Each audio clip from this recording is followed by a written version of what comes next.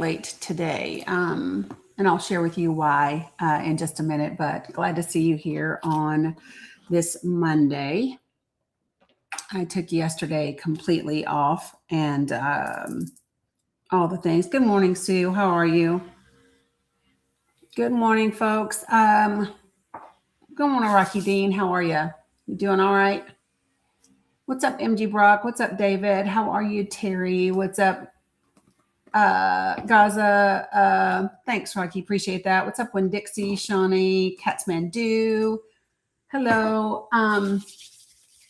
Good morning, Chris. How are you, Lonnie? What's up, Lisa, Mel Gray, Farah, Butters? What's up, Yaya?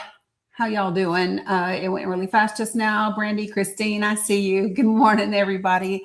Listen, if you're joining me anywhere other than TikTok, say hi so that I can greet you in the chat. If you are joining me from Substack, I do not get to see your chat, which I don't like, but at least I can see you. So, at least that. Good morning, Witch. How are you? I don't know about you all, but okay, Cam. They got them all in Nebraska. Good morning, sunflower fish. They got them all in Nebraska. Good morning, Letty. Good to see you. I did. You know what? My they have 2 in Atlanta. Okie doke. Well, there's that. Probably because that's the CDC. Yesterday I literally chilled out. One of my daughters made it in town. The other one just FaceTimed us. My niece came over. We had the grandbabies and, we had a little brunch together, and then, we watched, Fire and Ash, the new Avatar, all together, and, gotcha, Cam. And, I got you, Terry. Okay. Yeah. So, it was a very relaxed. I didn't do anything. I literally resisted the urge to go live. I resisted the urge. I didn't even post on social media. I didn't really reply back to folks. I talked to my mom and then my kids and stuff. Oh, the movie is amazing. The movie is amazing. It was long, but it was amazing. And so, so I didn't do anything. Hey, Amy, how are you? So, and if I'm being frank, appreciate it, Chris. I was thinking this morning about what to talk about today. And I popped in and I listened to, we love the Avatar. I popped in and I listened to Stephanie Miller this morning on Progress, series Progress XM a little bit, and didn't really listen to anybody on TikTok before I got ready. We had a rough morning here. Sometimes that happens when you're dealing with kiddos. Thanks, Titus. Yeah, they really had a good time.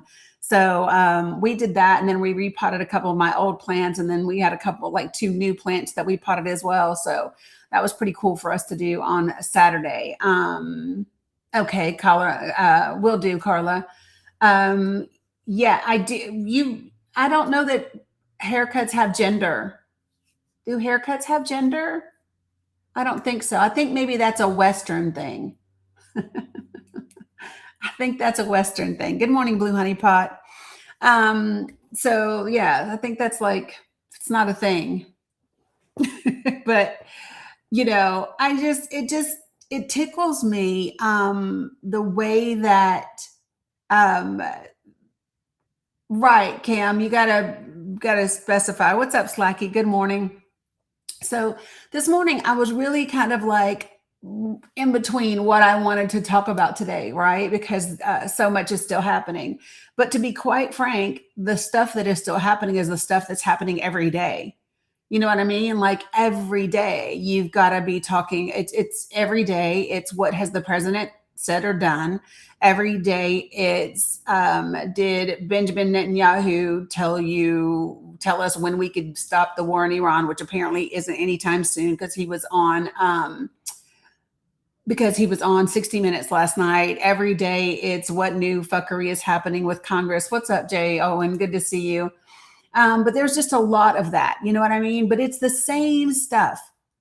And so this morning I thought, one of the things that I really wanted people to take away from all of the things that are happening, right? I really want people to understand this. If they weren't absolutely terrified that they were going to lose the midterms, we wouldn't be going through all of these things, right? If they were not absolutely, terrified of flipping, right? Then a lot of the things that you see happening, especially from different states, would not be happening, right? And so I think it's important for people to remember that, and to understand that, what you see now is not the majority of people. And we know what it looks like when it's the majority of people, but it's not. Most of the time now, it is, it's the trolls, it's the folks that, are just on the fringe. You know what I mean? It's the fringe. I don't expect in any extremist movement, the fringe is always going to be there, right? It's not something that goes away. But that's not the people that we're really talking to, right? And talking about. We're talking about people that truly care about the country, and talking about policies and how they really impact people. And so those are the conversations that we want to have, because when we have those conversations, then you win. Period, right? That's really what it's about. Right. There's no substance to them, Amy, correct.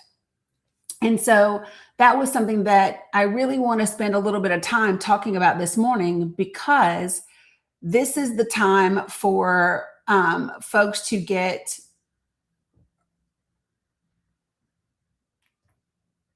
Um, okay, well, I will take that as the threat that it is.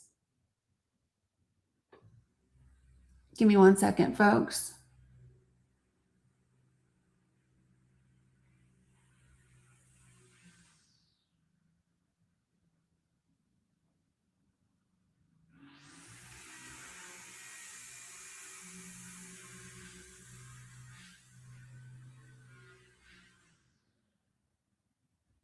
Okay. All right. I just had to fix something for you guys. Um, Hey, Taco, don't talk to Stay Mad, because Stay Mad is only following one person, and is already gone. So sorry, folks. Had to go ahead and do me a favor, you guys. Don't argue with people in the chat. If you're new to me, that's one of the things that we don't do here, is argue with the chat. Just let the chat do whatever the chat does. You know what I mean? We'll take care of it, and go with it. So here's what I would say to people that disagree with the prompt, and it's a two-part prompt, right? You might need to go out and come back in, Terry. So listen, it's a two-part prompt today, right? I believe the MAGA movement is dead. I don't believe it's here anymore. And I believe that people understand that they have to vote for policies that will actually work for the people, right? And so I think that's what is important, and how to have that conversation. So if good morning, Phantom. Good to see you, friend. So if there are any folks out there that want to have this conversation, right? There you go, Terry. Then you can feel free to request up. If you are new to my space, let me share with you how I do things. Yeah, Carla, they really are. Let me share with you how I do things in the space. I ask for four things in here. I ask that people are respectful. I ask that people do not use slurs of any kind. I ask that you do not spam the comments. In other words, if you say something, you can say it once or twice, but don't say the same thing over and over and over again, because that is not good for the algorithm. And then the last part, so can some of my regular folks, can you guys balance out the request for me? And then I ask for people to not use all caps. And the last one may sound silly, but the reason why is because all caps is reserved for my moderators. Thanks, Carla. And then I have some folks that are vision impaired, and so all caps are for those. So be respectful of people with visual disabilities. Okay. So other than that, as long as you all can, as long as you can kind of abide by those guidelines, then we'll get along just fine. Put yourself on mute when I bring you up to the panel, please, and then we will get started. Okay.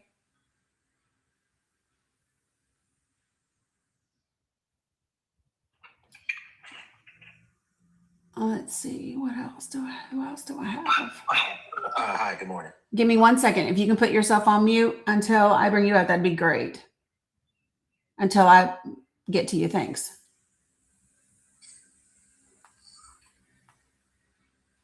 Okay, I think that will do it.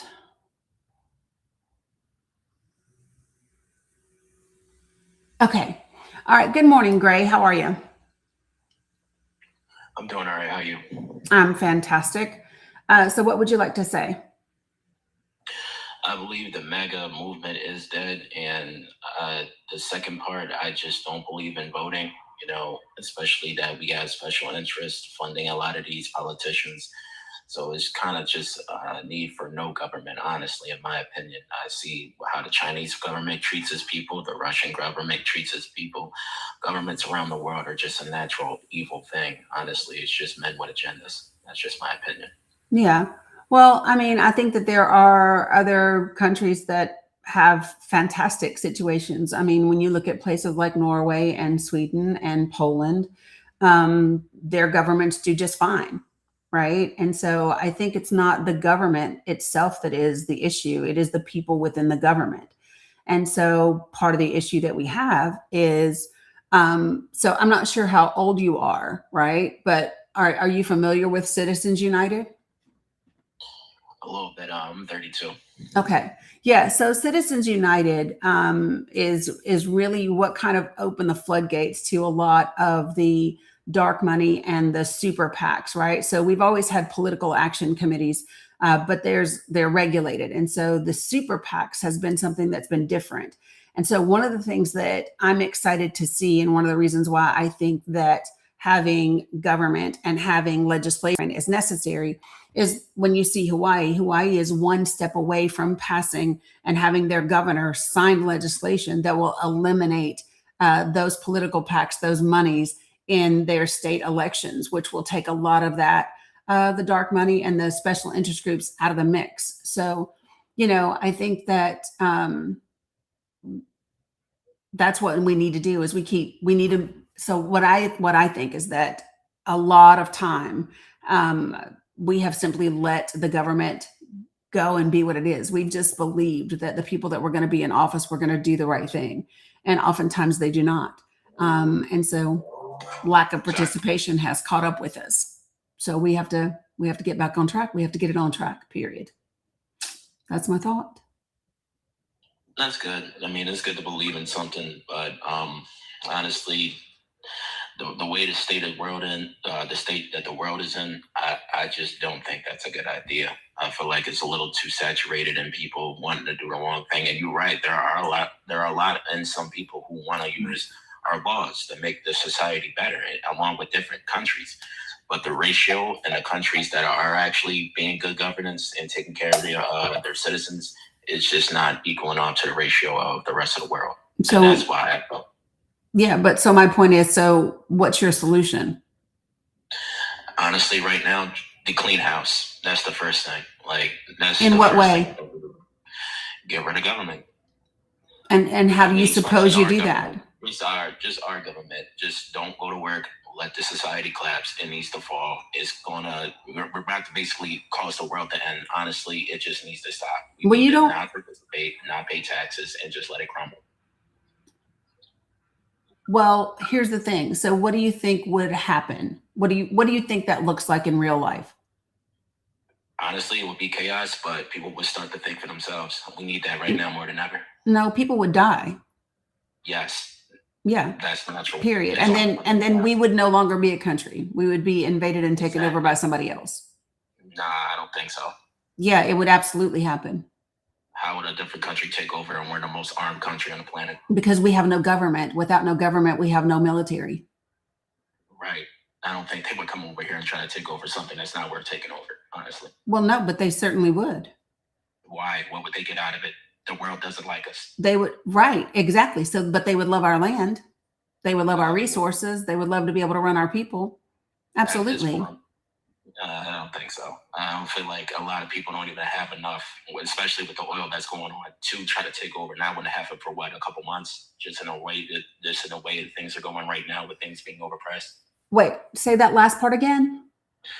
I said, with all the oil being shut down, a lot of countries starting to tap on their reserves. A lot of them probably wouldn't be focused on that at first. So we actually have some time and leeway. It wouldn't be an automatic taper. Not to say what you're saying can't happen, of course, because there's different countries that own land in this country, like China, in different parts of the world, because America allowed themselves to be bought. So, but just with that. But here's the challenge with that, though.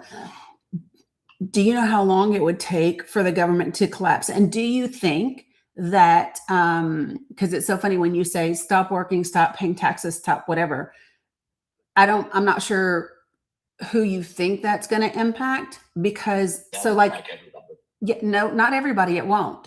Not everybody, it won't. And so that's the thing about this country. 60% of this country, 20% of this country accounts for 60% of consumer spending. So the majority of the country already is cutting back. The majority of the country isn't out buying all that.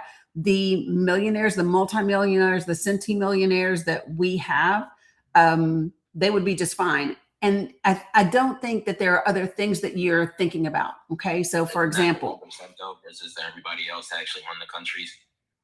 What? Isn't that the 1% though? Versus, like you said, the 60% of people that's cutting back. They can just go and hide. That's 1% of the population. The rest of us. No, I'm not talking. No, millionaires aren't 1% of the population. Billionaires are. 1% is not billionaires. It's way more than 1% of the population.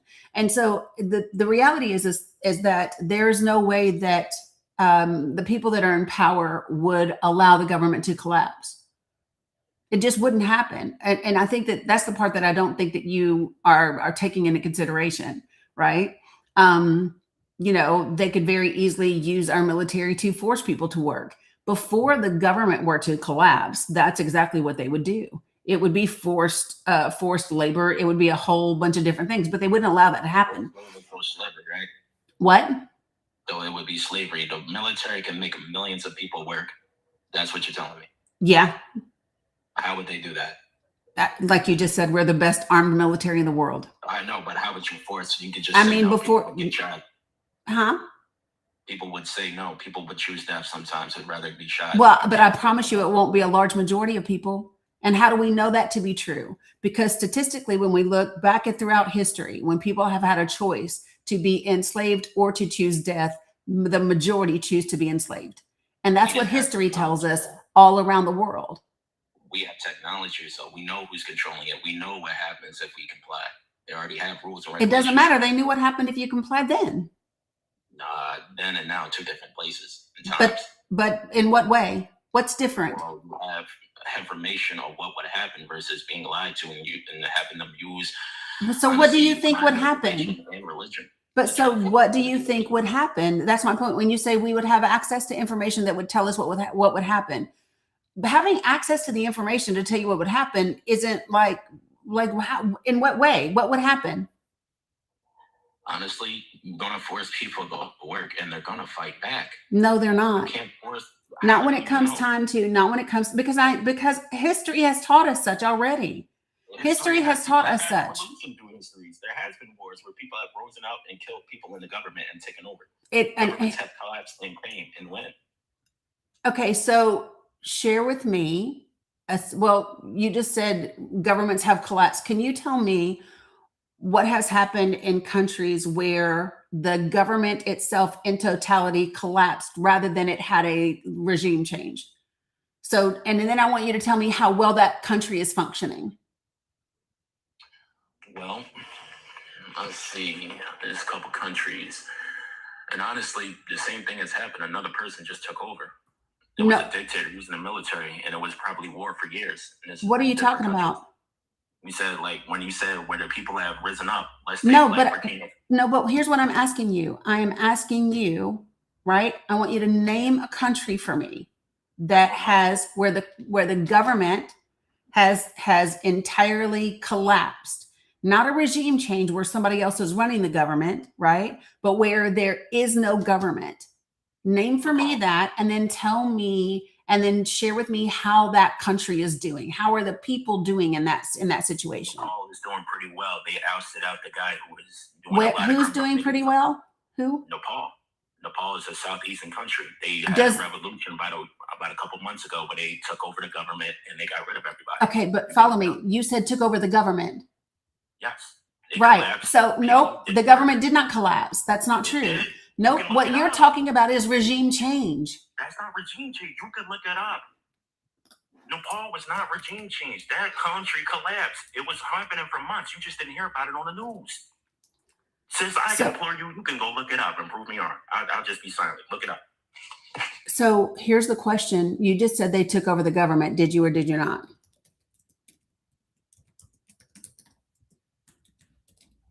Did you or did you not say they just took over the government?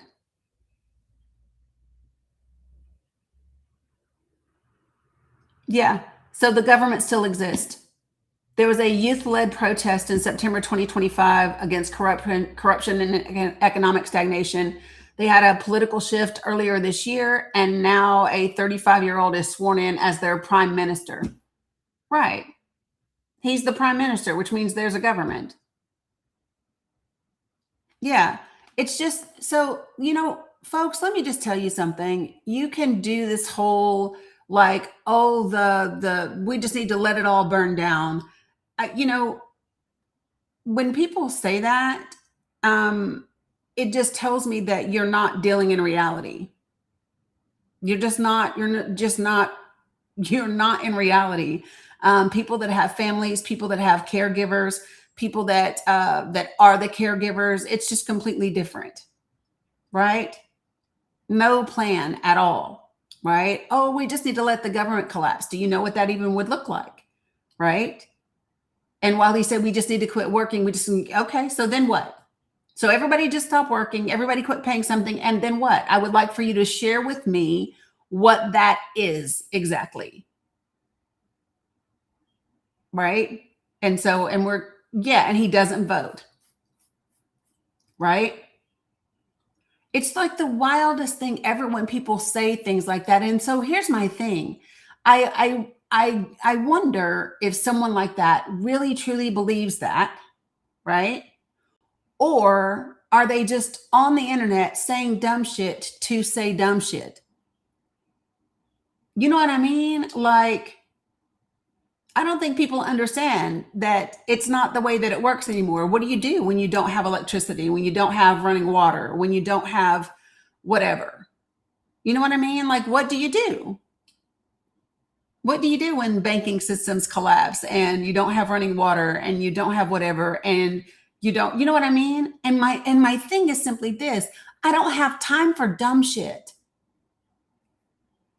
I want real conversations about the things that are happening. Okay.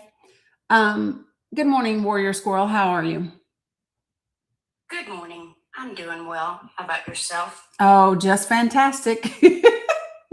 I'm not quite as fatalistic as that you. I do think there are things that we as a people can still do to resolve some of the issues. I think you mentioned super PACs earlier.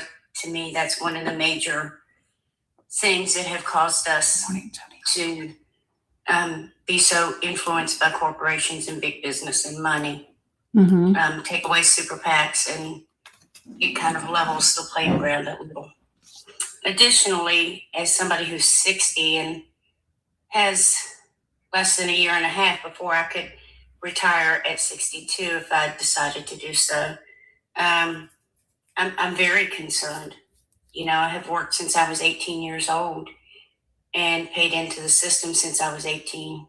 And it is not what a lot of people consider welfare. It is money I invested. And I'm very concerned. Yeah.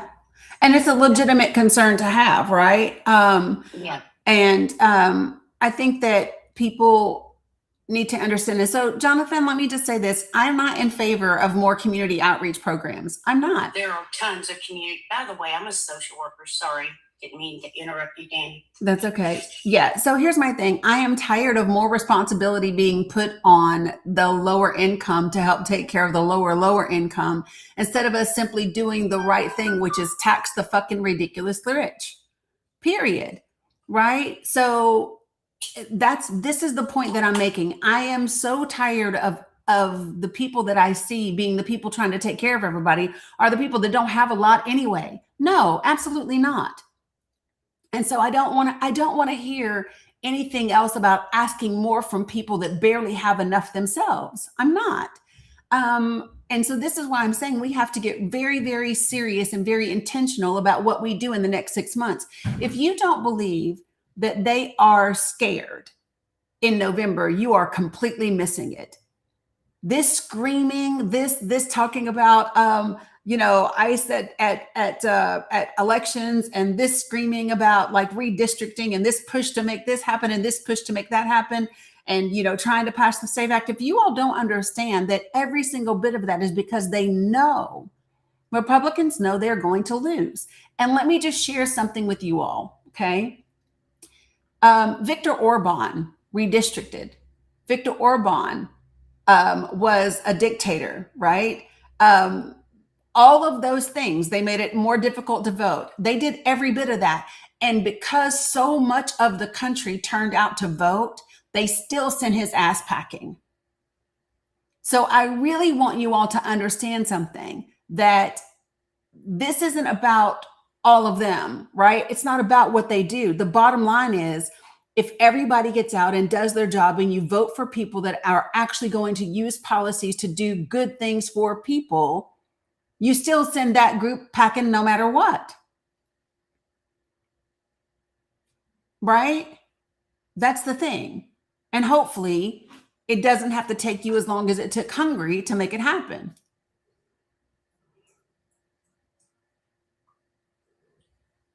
Did you want to say something else, Warrior? Just that I think as difficult as it is, and as disillusioned as we've become, I want everybody to remember what we can be. Trump's motto is "Make America Great Again." Well, then let's take that away from him, and let's do just that. Well, so we what? Defeat them. Our motto over here is "Make America Truly Great."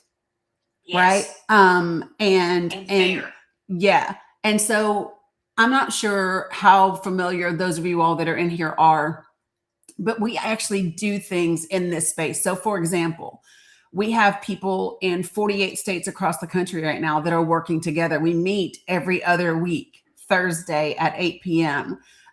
Eastern Standard Time. And we are doing things like taking the bill that Hawaii has done that would get rid of Citizens United, redoing that bill for all the other states, and then having those people get together to get it passed in their state legislature. We are focused on the things that actually matter that we can do.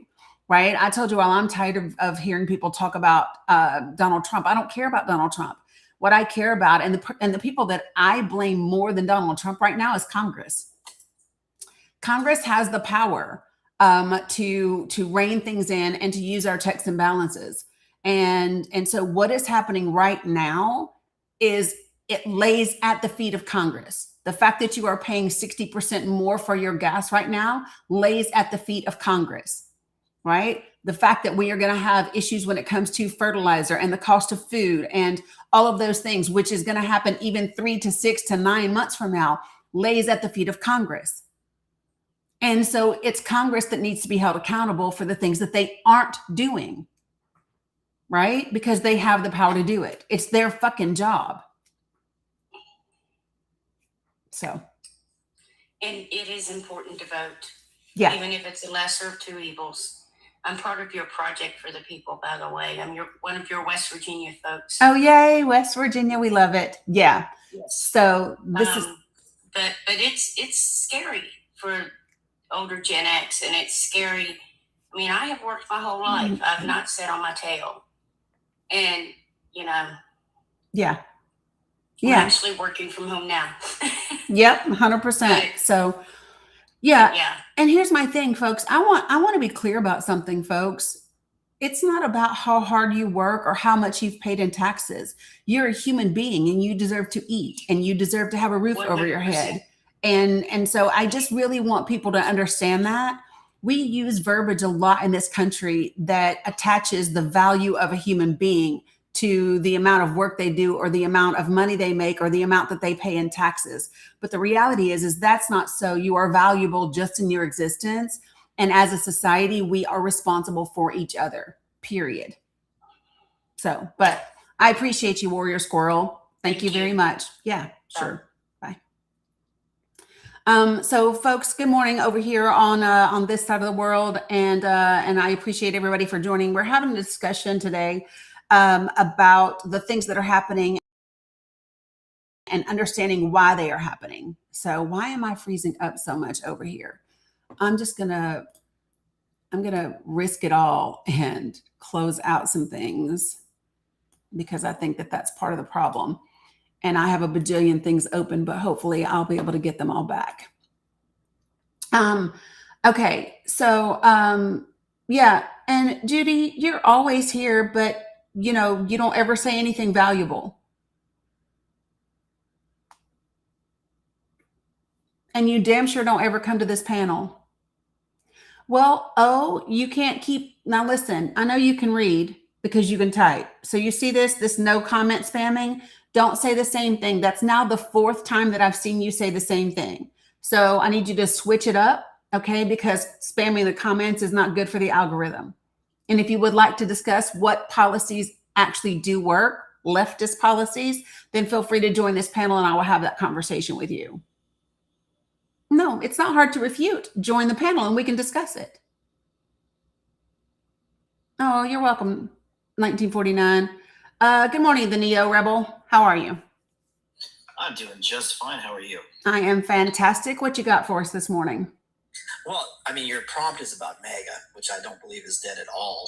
But yeah, there's a lot of things that can be done, and we're working locally here to do things in our communities as well to turn this system on its end. And so, we're all part of, a lot of us are beginning to join movements that are outside the Republican and Democratic Party platforms. Thank God. So, yeah. But yeah, as far as I'm concerned, MAGA is a platform, and it's not a political party. Because honestly, if you look at the things that MAGA stands for, none of the political parties out there support those policies. So, yeah, I mean, it's basically close the borders, end the wars, open the Epstein files, and drain the swamp. That was what got Trump elected, but he, of course, turned on everybody. So everybody should realize at this point that the party system is completely bunk. And if you have a Republican or Democratic symbol in front of your name and you're running, you are part of the problem, as far as I'm concerned. Well, so I think all of parties. I think first, here's the thing that I would say is I don't think that MAGA is a political party. I think MAGA is a movement or was a movement. And I think it's on its last legs and it doesn't have the same impact that it used to have. I know people that used to be in the MAGA movement that are no longer there. Their eyes are wide open and they see that things are not what they were at one point in time. When you say that if people have a D or an R in front of their names, then they're part of the problem. I think that type of rhetoric is just as dangerous as not voting. And the reason why I think that that's just as dangerous is because you are judging by people's political parties, not by the person's policies. And that, again, doesn't do us any good, right? Just because someone is third party doesn't make them a good candidate. There are people that are third party and I think they suck. And I think what people really need to understand is that it doesn't really matter what party you caucus with. It matters what your policies are and what you are doing, right? And so for me, I look at, even if you look at Bernie, if you look at other people, they aren't quote unquote Democrats, but they caucus with the Dems because they understand that that's the two-party system that we have. And we don't have, in 6 months, there's not a viable third party that's going to be here in 2026 for us to be able to vote for them. So what would your recommendation be for the elections in the next 6 months? Like, again, don't vote Republican or Democrat, vote independent. It doesn't matter who it is. We're not trying to work within the system at this point. We're trying to overturn it. If you don't like the candidate that's running as an independent, that doesn't matter. We don't like any of the Republican or Democrat either. They all stand for, look, they're all the same. They're not all the same, but I have a question for you, Danilo. Can I ask you a question? Are you white? Yes. Okay. Yeah. So I think the thing that people don't understand is when people say just vote third party, it doesn't matter. You know that vote doesn't count, right? That vote is not going to go towards anything, right? You have to be on the ticket, but if you only have a Republican or Democrat in the ticket, then you need to get on the ticket yourself. But if possible. Okay, but the problem is, number one, primaries are already happening. People aren't getting on tickets at this point, right? And people getting on tickets and having the ability to, like, an actual real opportunity of being elected isn't there. It's just not. And the thing that gets me about this is it like hearing you talk, it comes from a place of privilege, because like I look at Black women, we account for 60% of the people that lost jobs in the last year, right? The people that get hurt by bad policy in this country are always people of color. We get hurt first and we get hurt worst. And then it goes from there. And so some of us are getting really pissed at people wanting to purity vote when our kids are on the line. Our kids are on the line. And so we don't really have time for people, oh, well, we want to work outside the system. There's a time for that. There's a time for working outside of the system. But now is not it. When we won't have a system at all. And what can't happen is this Republican Congress cannot stay in office. If they stay in office this term and in power this term, we're all fucked. There will be no third party after this midterms.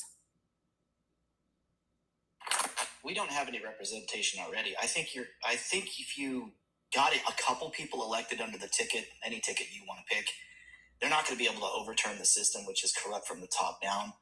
So I get your point, but if you're not openly rebelling at this point and trying to tear the system down, you're not going to change it, I'm afraid. So you can say that, but here's what I would say. Okay. So I don't think that you do get my point, right? And I don't know how old you are, but what I would say is that, it's so crazy when people say things like tear the system down. So part of the system is in the Constitution, right? Right, Neil? Well, the Constitution's been overthrown, so I'm afraid we don't have a Constitution. The Constitution hasn't been overthrown. I disagree. Okay, so share with me how the Constitution has been overthrown. Well, it's based on the Bill of Rights. No, the Bill of Rights is an amendment. Correct, which is the laws under the Constitution. But not the original Constitution. What I'm saying to you is our original Constitution is outlined in, like, it outlines our election process. And so do the laws that are on the books. The Bill of Rights. So the first amendments in the Constitution are the Bill of Rights, literally. And those have been overturned. So we don't have a constitutional republic. And we've been overtaken by oligarchies. So okay, so hold on. I can't. Can't what? Because the things that you are saying, it's so wild to me. And I swear to God, if y'all fuck around with this purity bullshit, we're tearing down the system when you don't have a movement that can actually do that in 6 months and you Do fuck us over again? We're doing it right now. I No, can the tell you fuck that. you're not. Tell me third-party candidates in Congress right now. Tell me third-party candidates that are on the ballots that will be able to. So here's the thing, because you're saying, oh, there won't be enough Dems to overturn what's happening in the Republic right now, in Congress right now with Republicans. So my question to you is, tell me the number of third-party candidates that can do something about Congress right now. That's you're way above your skis on this. I just asked you, tell me about the third-party candidates that can change what's happening in Congress. Yeah, it can't happen. It's not going to happen with Democrats either. I'm saying even if you got your people in, you don't have enough votes. So the next. What do you mean? Okay, so tell me how many seats are up for election in the Senate. I'm not entirely sure, but then how do you know we don't have the votes? Because you don't have them right now. You don't even know what seats are up. Not all of them. Right. So tell me how many seats are up that are flippable seats in the House and the Senate. I get it. If you think all the Democrats. No, you don't get it. I'm asking you a very serious question, because here's the difference between you and I, Neo. Let me show you something. I'm going to show you the difference, because you're talking about like what all of this could blah, blah, blah, blah, blah, blah, blah, whatever. Right. And the difference between, I don't know if he's recording, and I don't care if he's recording, to be honest. I don't care if he's recording. So here's the difference between you and me. I'm not sitting around guessing, right? I'm actually looking at 5 years worth of historical election data for the 12 states that had margins of 10% or less. Every county in those states that had margins of 10% or less for the last 5 years. And then going on and building a database of how to actually target those people with the information that actually matters to them, and building a database of resources for all 50 states and getting people. We now have people, we've only been at this for 2 months. We have people in 48 states across the country, 48 states, to talk about the policies that really matter. And so I can tell you how many seats are up for election in the House and in the Senate. I can tell you exactly what those folks want to know and what they want to talk about. You want to talk about what people need to see? I can do that. I can do that in every daggone state. I can do it in Arkansas. I can do it in English, and I can do it in Spanish. So the question that I have for you, right, while you're talking about, oh, we're working outside the system, we're turning the system over right now, I would like for you to tell me how what you're doing will actually, it even has a chance in hell of getting balance restored so that we can help save the country. Share it to me. Tell me what your plan is. Okay, it's pretty easy. We're working in the communities that we're actually living in. So we're starting local, and we're taking over our council, and we're going to take away taxes on primary residences and double it on people who own a business or landlord property. That's a first step. So we're going to hit the oligarchy, and we're going to do it locally. We're going to do it by county, and we're going to have success because these elections are swung by 500 votes or less. So that's why we're going to do it, and we're going to succeed while you won't. Because you're thinking way above your skis. You're not. Except I'm not. Did you not hear me say that I've done it for every single county in every single state? You're trying to swing a national election. And let me ask you this, your best case scenario. Let's say it works out just like you want, and in 6 months you're able to overturn the system. You get Democrats put in county, you have the majority. What is going to change? Well, so I will tell you, the first thing that you do, the very first thing that you do is you start a the CR, the same CR that they used last year is the CR that Dems used starting in January, right? That's the very first thing that you do. Yeah, it's okay. He can say I'm above my level or whatever, because he doesn't fucking know anything about me. So I don't care what he says. But so the reality is that first and foremost, we are starting local. We're literally starting at the county level, right? That's what we're doing. We are literally starting at the county level. And then, yes, we are absolutely focusing on Congress now. Why? Why? Because Congress is our third branch of government, and it's the only branch of government that has the power to check both the other branches. Congress can actually check the Supreme Court. We have done it historically before in this country. The last time we had a fascist in office that was trying to rig the country, Congress is the one who changed who changed the Supreme Court. They actually took the jurisdiction away from Supreme Court for a case in the middle of the case because it was going to take away the rights of people. So you're damn right I'm focused on Congress, because Congress is who has the power of the purse and has the ability to put the checks and balances that we need in place. We can do more than one thing at one time. And by the way, yeah, you're going to fight against the system that has more money than God. I'm not fighting against the system. I actually know people right now. You're fighting for policy, and that is controlled generally by wealthy people that back these candidates. Okay, so if the politics don't match what they want. So the Neo, can you tell me what? It's going to be a huge thing. The Neo, let me ask you this: can you tell me what you know about Hawaii's bill SB 2471? No, I don't have any idea about it. That's not my area. Okay, well, it should be everybody's area because this is one of the things that we're doing. Okay. Yeah, I'm fighting within the system, Ghost. You got it. So Hawaii has a bill right now that is one step away from the governor signing it. That bill will actually nullify Citizens United in the entire state. So you want to talk about getting the super PAC money out of elections? You want to talk about getting the dark PAC money out of elections? Then yes. So guess what we're all doing? Since we are all in, I'm going to use North Carolina as an example.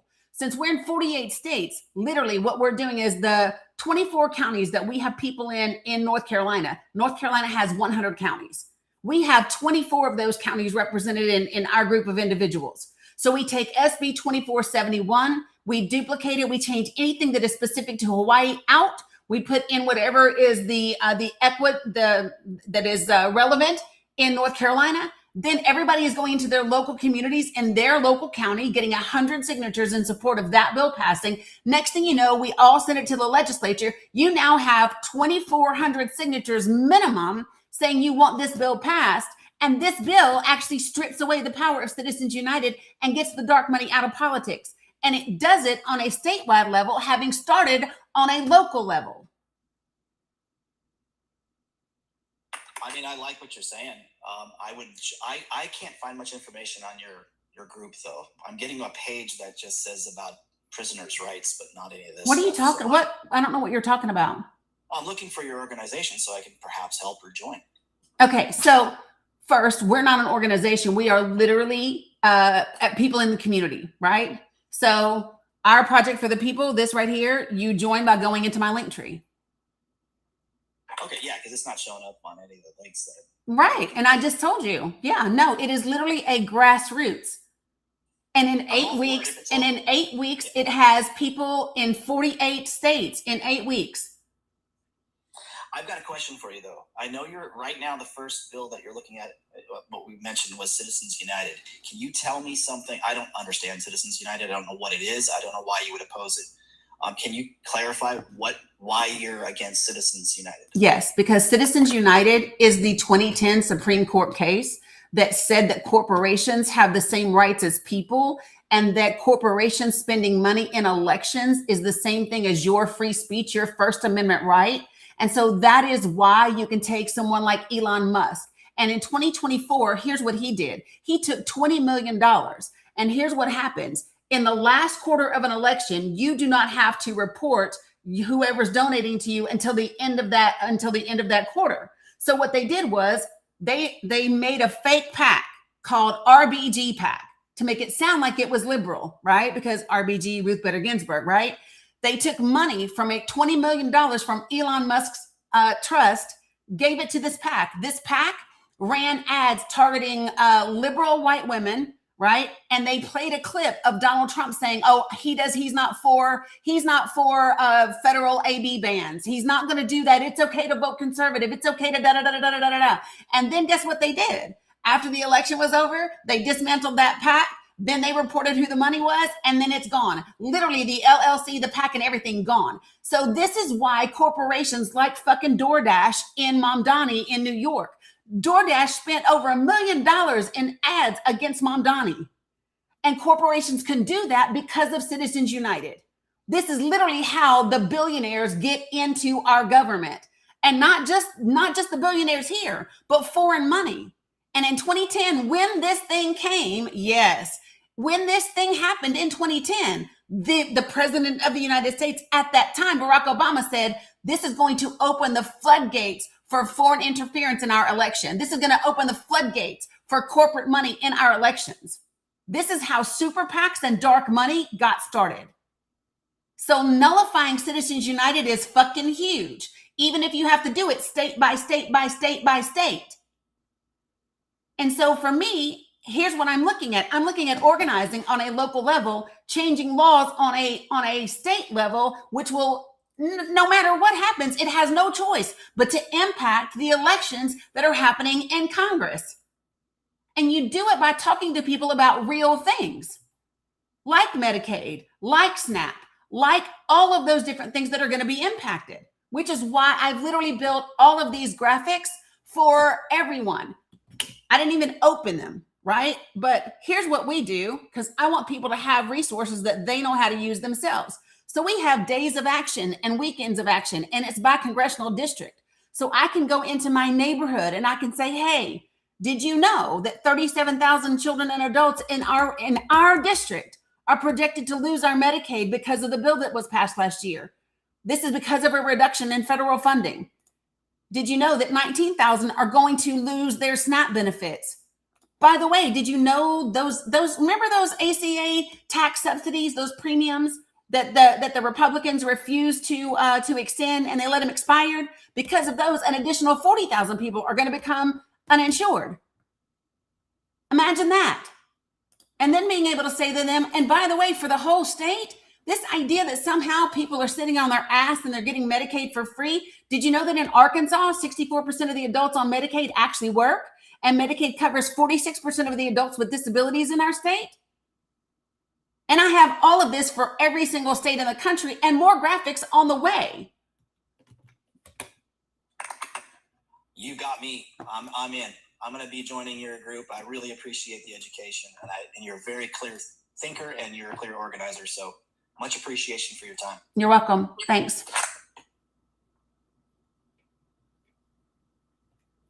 Folks, listen, I don't love the fucking system that we have.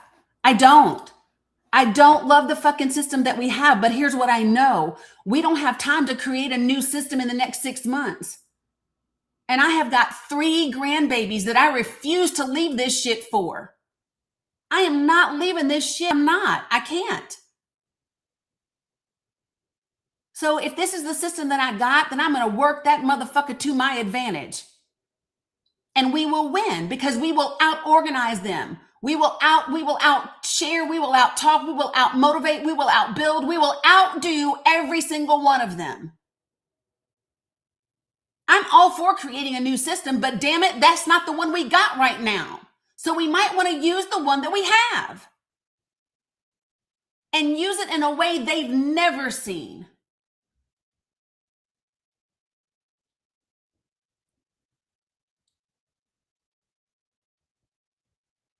I really want people to understand this. The ridiculously wealthy rich are they are the ones trying to burn down the system, y'all. Do y'all know that? That's their actual plan. Kevin Roberts is calling it a long, controlled burn. That's what Kevin Roberts from the Heritage Foundation calls it. He says what this country needs is a long, controlled burn. They want you to hurt.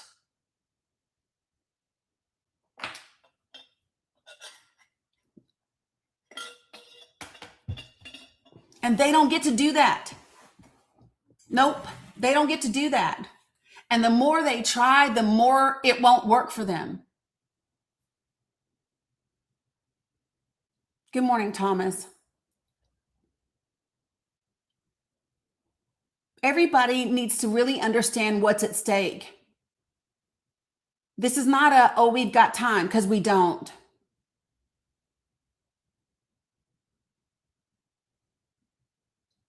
Buenos dias, Mr. Barrios. Captain America, if you want to have a conversation with me, come on up on the panel. Come on up here, get on this panel, let's talk.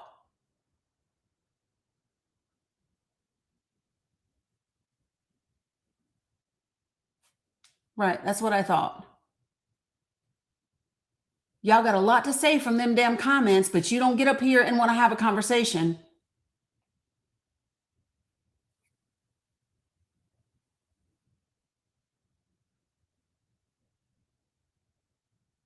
I'm going to be very clear about something, you all. And this is going to be difficult for some people, okay?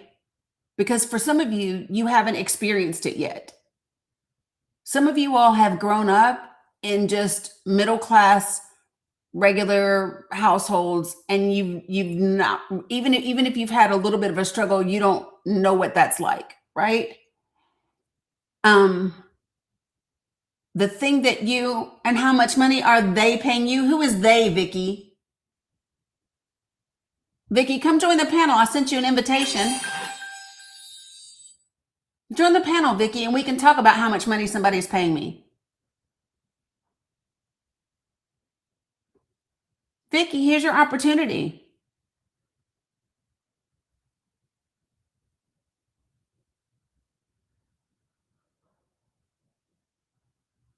Come on, Vicky.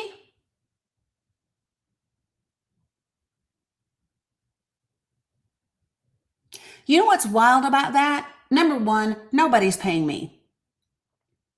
I'm a service-connected disabled veteran. That's who I am. So nobody is paying me. And somebody should be fucking paying me for as hard work as I do for this damn country. For all the work that I do, somebody should be fucking paying me. Vicky, just so we're clear, nobody is, but somebody should. But instead, they pay other people that are more fucking divisive. They pay other people that will stir up hate and division. They ain't paying me. You don't see me sitting in here with 2,000 people in the room right now, do you? No. Why? Because the algorithm wants people who are going to fight. Y'all can miss me with that bullshit, Vicky. All day long.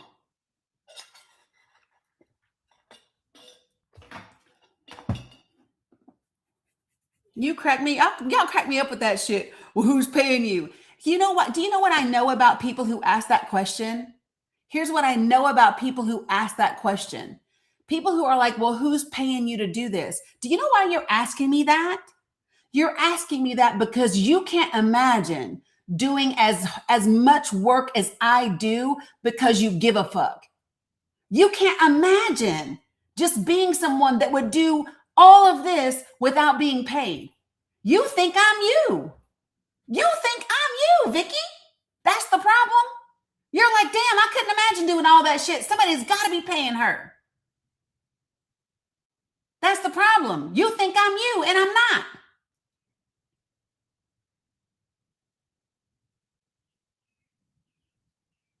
Don't be judging me by your mediocreness.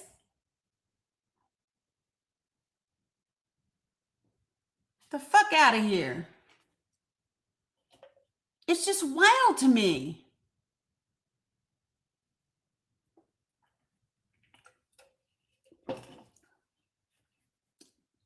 I can't talk with the ungodly language. Fuck, fuck, fuckity, fuck, fuck. Fuckity, fuck, fuck, fuck, fuck, fuck, fuck. And now go find fuck in the Bible and then come back and talk to me, Papa. That's what you can do.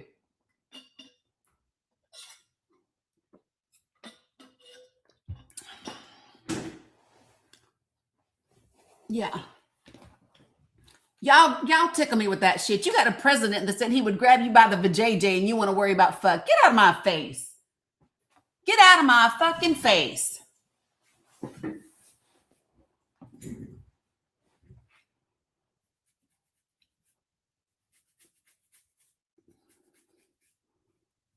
You think locker room talk is only for the locker room? This is my locker room. Shit.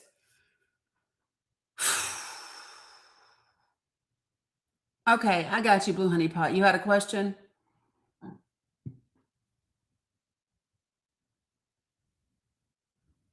Hey, Dani. Good morning. Good morning. How are you?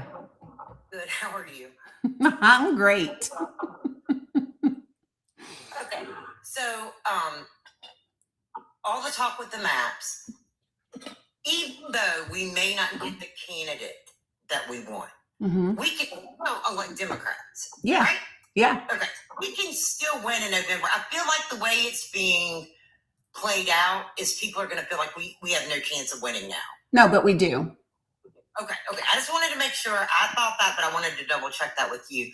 And then the second thing I saw this morning, I don't know if you've seen, David Hogg has a video out Mm-mm. about how Hakeem is going in the back door to support the traditional Dems over the progressives with APAC money, a little bit dirty.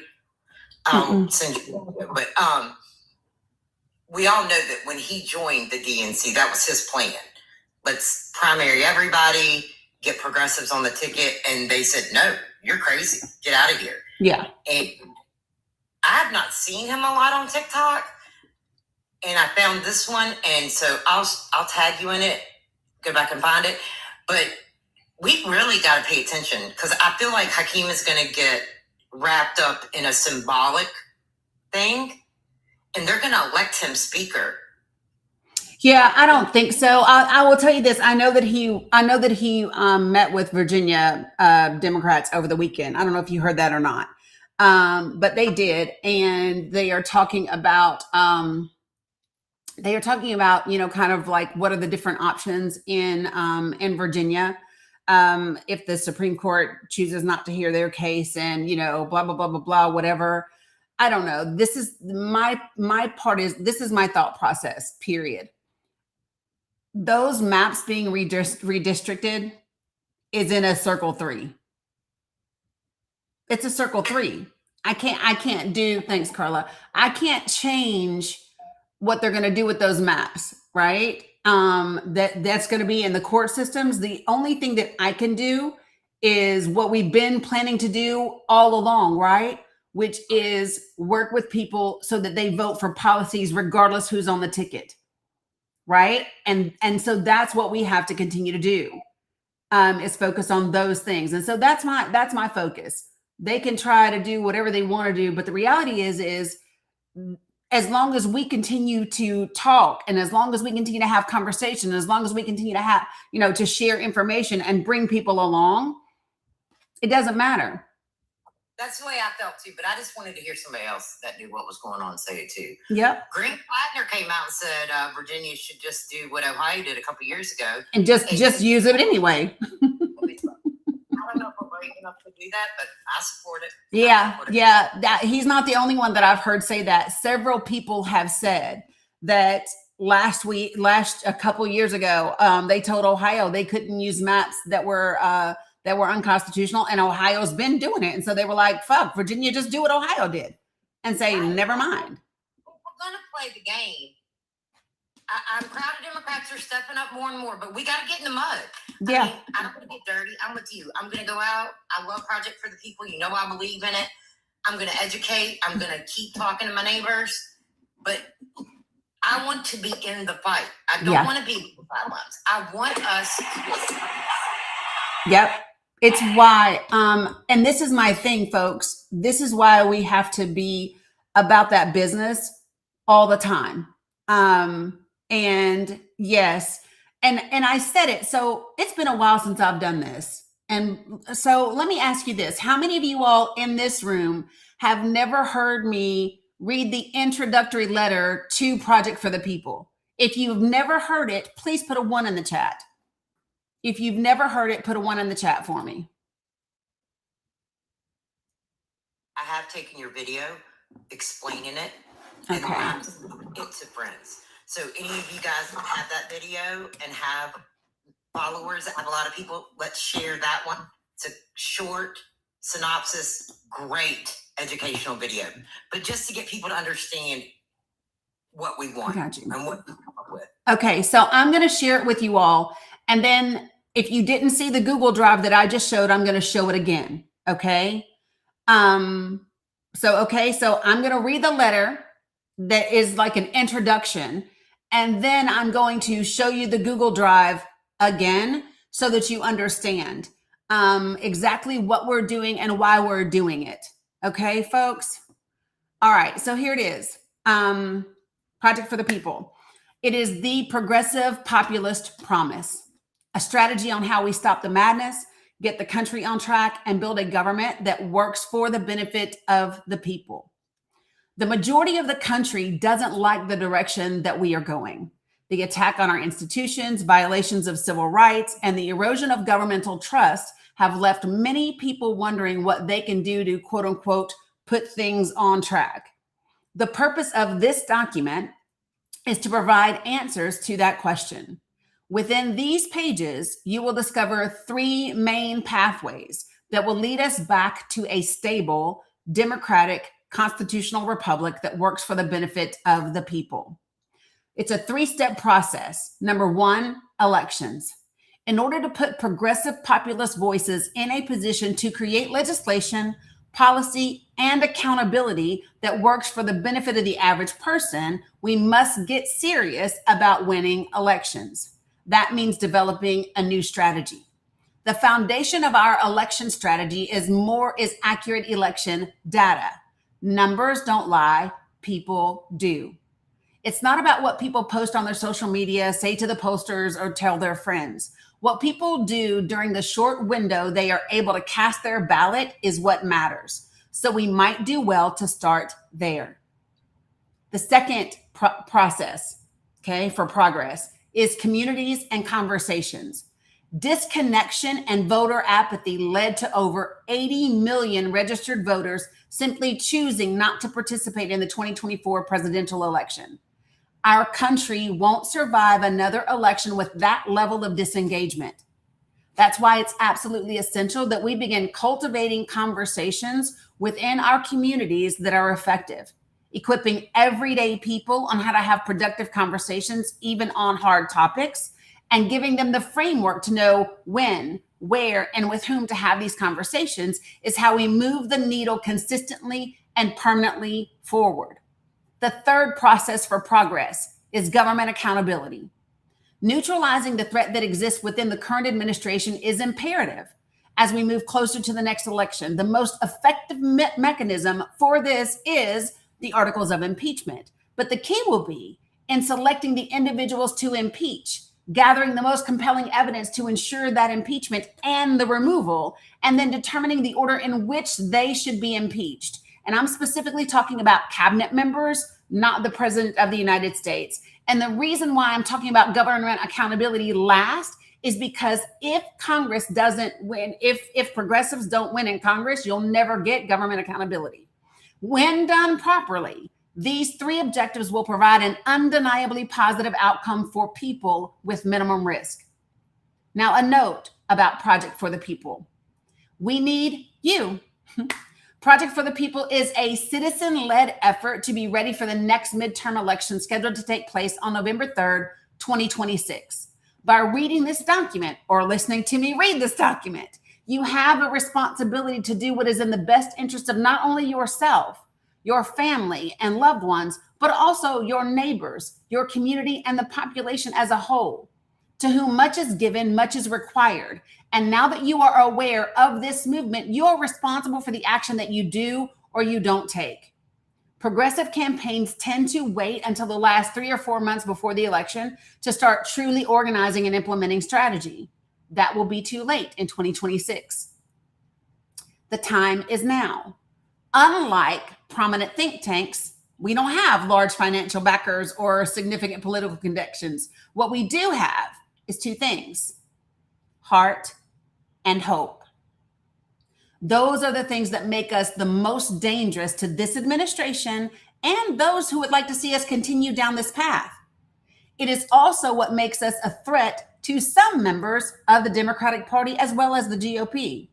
Because while the 2 parties are not the same, they share some devastating points of intersection, right? And it's in those shared values and common goals that they find us a hazard to their agenda. So as of today, they're all on notice regardless of party. Now, this is a pragmatic approach to politics based on what's in the best interest of people. average, everyday people. And while from a policy perspective, that has traditionally leaned to the Democratic side of the aisle, it's not a free pass for re-election, especially without a primary challenger.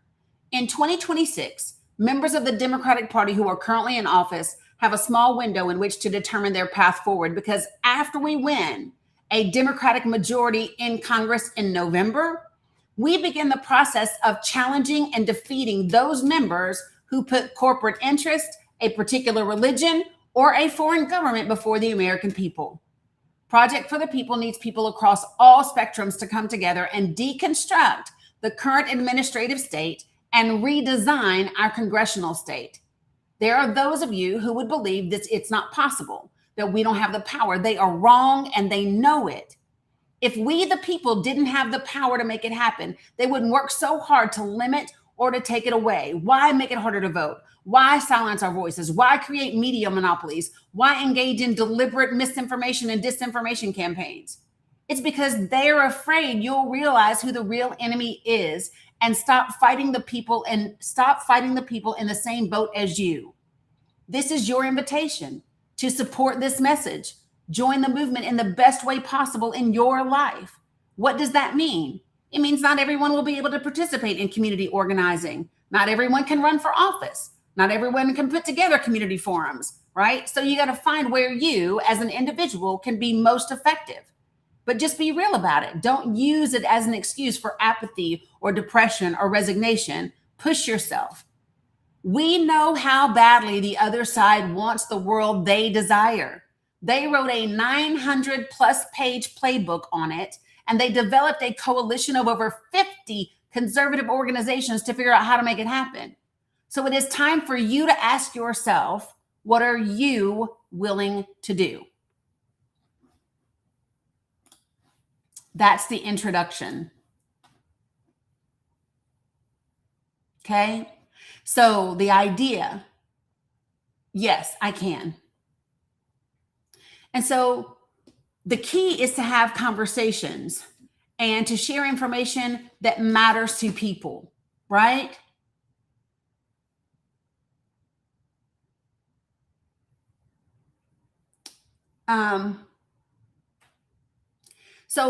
And let me just say this to you all. Do you want to know how much they are scared of this type of thing? Look at how many fucking bots are in this chat. Look how many people they have sent in here to tell you, oh, don't do this, don't do this. A shit ton. Because they know that this will work. They know that this will work. We watched it, Dani. When people get educated and know the issues, they vote correctly. 100%. And I just got a comment for that guy that came up a minute ago. Yeah. I'm all for playing devil's advocate. I'm all for questioning your thought process behind things. But if we are all on the same side and somebody else has a different plan, it's not what you're doing is not good enough or this or that. It's what can we do to merge these two things together to win. Yep. So you need to stop fighting within the Democratic Party saying, well, what you want to do isn't going to work. We got to do what I want to do. Right. Why don't you listen to what Dani has to say, take your ideas and say, hey, we can take this together into the communities and do an even better job. 100%. It's about who gets the biggest gold star, guys. It's about who can look around when this is over with and say, we did it. We did it together and we did it for each other. Yep, 100%. That's what we've been doing for months. And anybody that's new here, go look at that drive. Go look at that Google Drive and tell me this woman has not worked her ass off for nothing but the people of America. So y'all stop coming in here and saying this crap to her. Learn what she's done, see what she's done, then comment on it. But don't assume and place labels on her when you don't know her or what she's done for America. And that's what it is, for America, not for her, for us and our kids. That's all I had to say. Sorry, Dani. It just It's had to be okay. said on its own. It's okay. I appreciate it. No worries. I appreciate you, sis. So let me show you all what we're talking about with the with the Google Drive. Okay. So this is what it looks like, folks. When you go to my link tree, the very first link in my link tree is how you become part of Project for the People. This is the Google Drive, right? So there's national resources, which means there's stats for the entire country. This has the actual video with the whole webinar to talk about what we do. Every single document that I create, the source for that data comes from right here. And then these are your state resources. So somebody that is new to me, give me the state that you live in and your congressional district. Somebody that's new to me, give me the state that you live in and your congressional district, any state.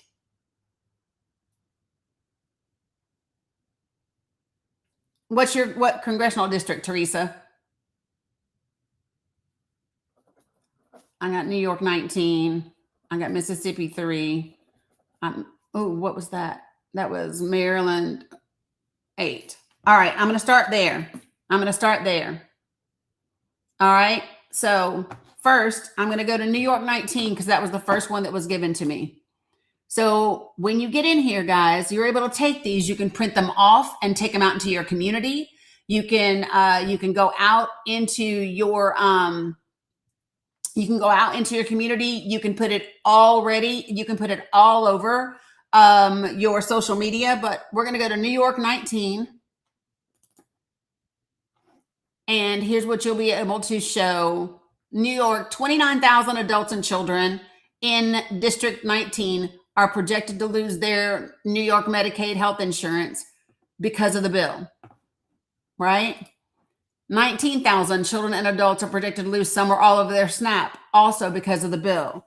Now, y'all are going to laugh, but let me show you. I'm getting ready to I have to upload New York's third graphics. So here's your actual numbers. So New York, 19, 27,000 people will become uninsured because of the ACA tax credits that did not get extended. So those graphics have to be uploaded, but they're in the notebook, as you can see. I literally do all of these.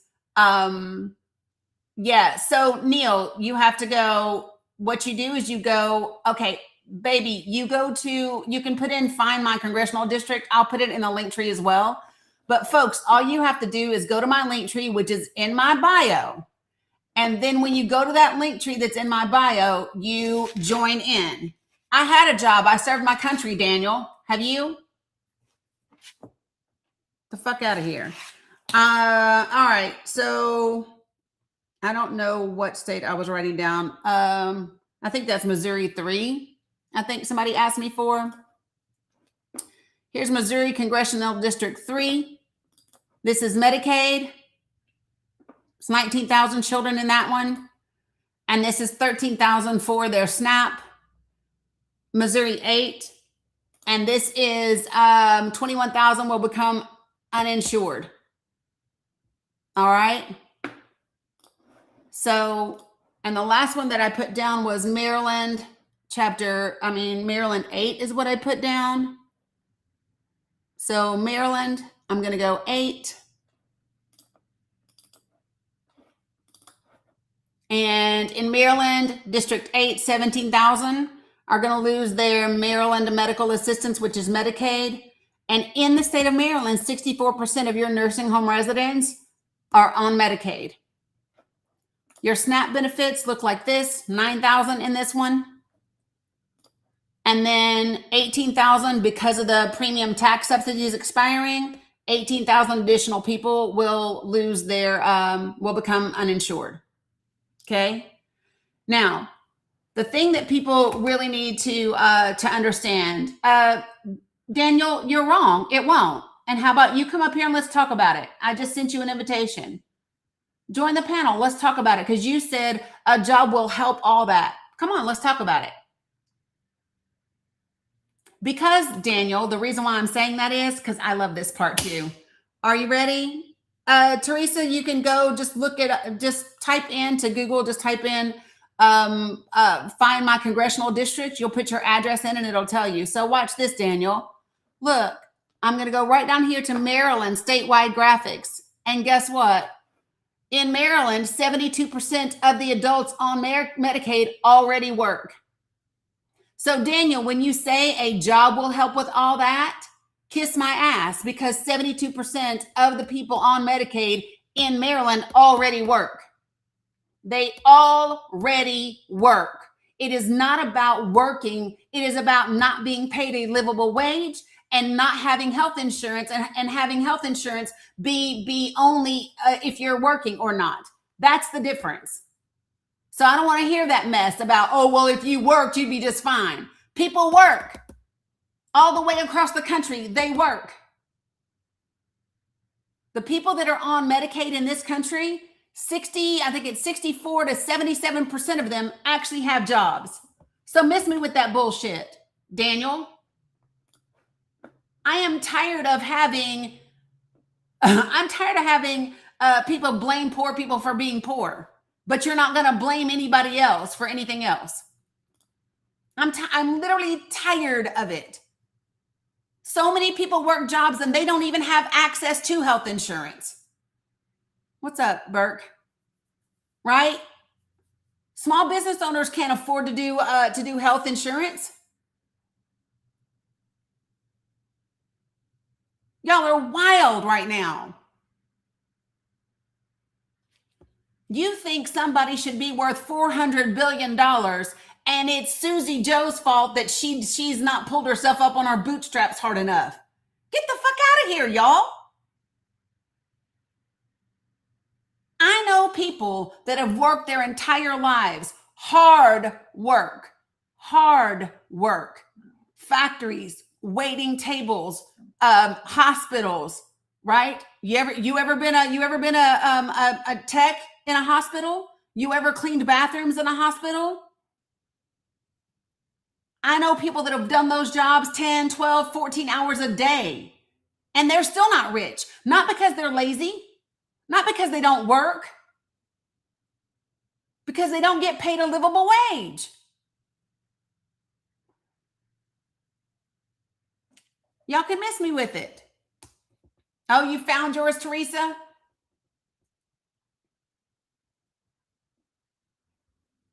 I am so tired of hearing people say, oh, well, if you just get a job, that would help. Really? How about if you paid a livable wage, people could get a job? There used to be a time, and we are no longer there, where you could go to work, you could work 40 hours, even 50 hours, right?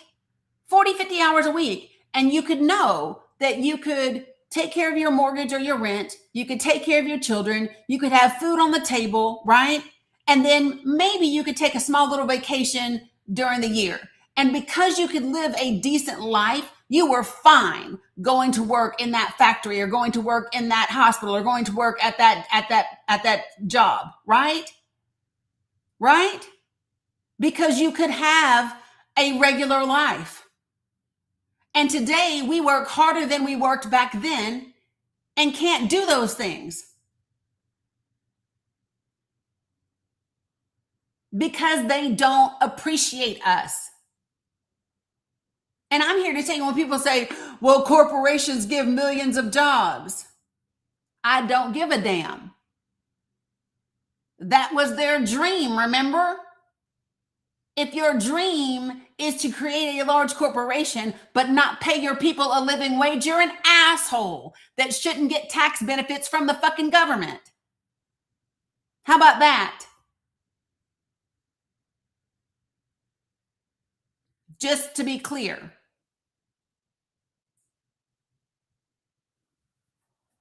And by the way, it is not anybody else's fault except for these damn corporations that we don't have the jobs that we have now.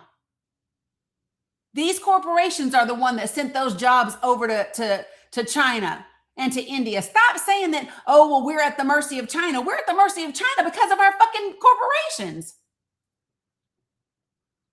Right? Right? Who sent them jobs overseas? The corporations? They're the ones that made China a threat. They're the ones that made India a threat. They're the ones that sent the jobs over there because they didn't want to pay you a living wage.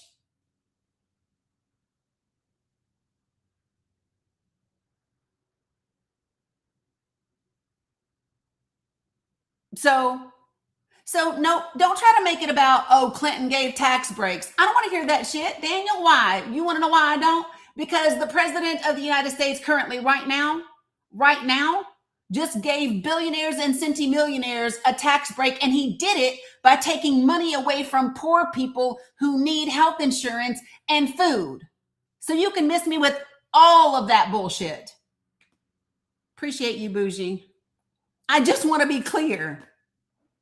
For the first time in history that I know of, we had a president go to the Supreme Court so that he didn't have to pay poor people, children, and the elderly and the disabled. It's wild to me.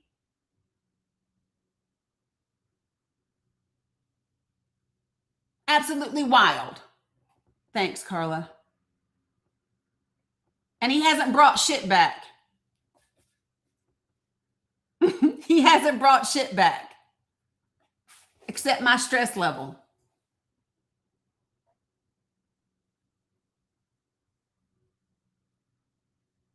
So, just so that everyone is clear, right? And here's one of the things that you have noticed, and I want to be clear about something. I am not a registered Democrat. I keep getting emails to get a membership so they can send me a membership card. I'm not a member of the Democratic Party. What's up, Quest? I end up voting Democrat because it's the best chance I have at getting policies that benefit the people. And by the way, it's not about not having multiple parties, folks. It's not about there are lots of other parties. So Shani, I don't believe in harm reduction. I feel like gaining as much as I possibly can.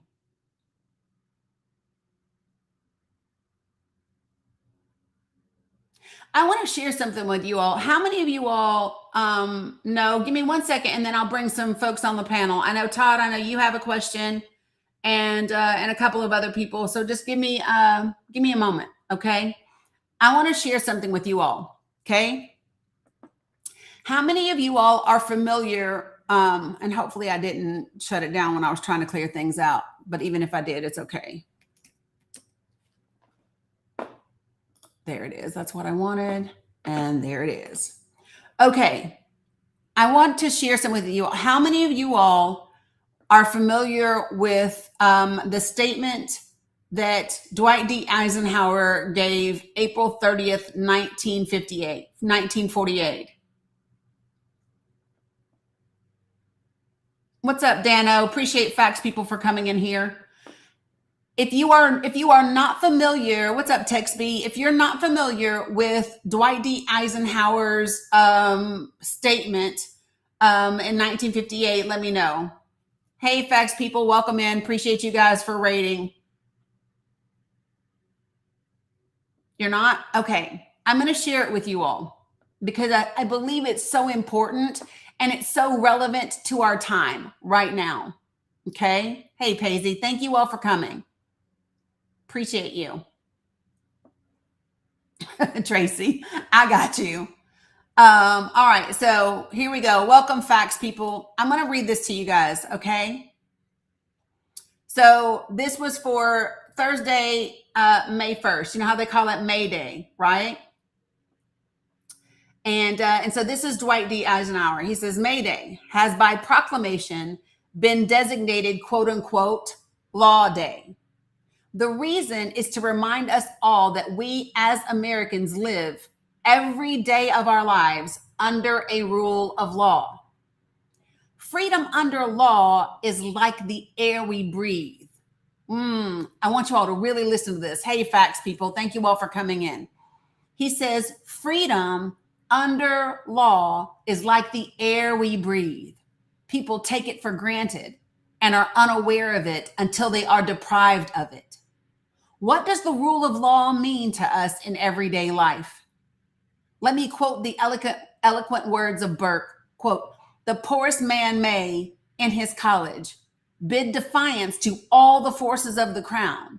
It may be frail, its roof may shake, the wind may blow through it, the storms may enter, the rain may enter, but the King of England cannot enter. All his forces dare not cross the threshold of that ruined tenement. But the rule of law does more than ensure freedom from high-handed action by rulers. It ensures justice between man and man, however humble the one and however the powerful may be. A man with $5 in the bank can call to account the corporation with $5 billion in assets, and the two will be heard as equals before the law. The law, however, has not stopped here. It has moved to meet the needs of the times. True, it is good that the king cannot enter unbidden into the ruined cottage, but it is not good that men shall live in ruined cottages. The law in our times also does its part to build a society in which the homes of workers will be invaded neither by the sovereign's troops nor by the storms and winds of insecurity and poverty.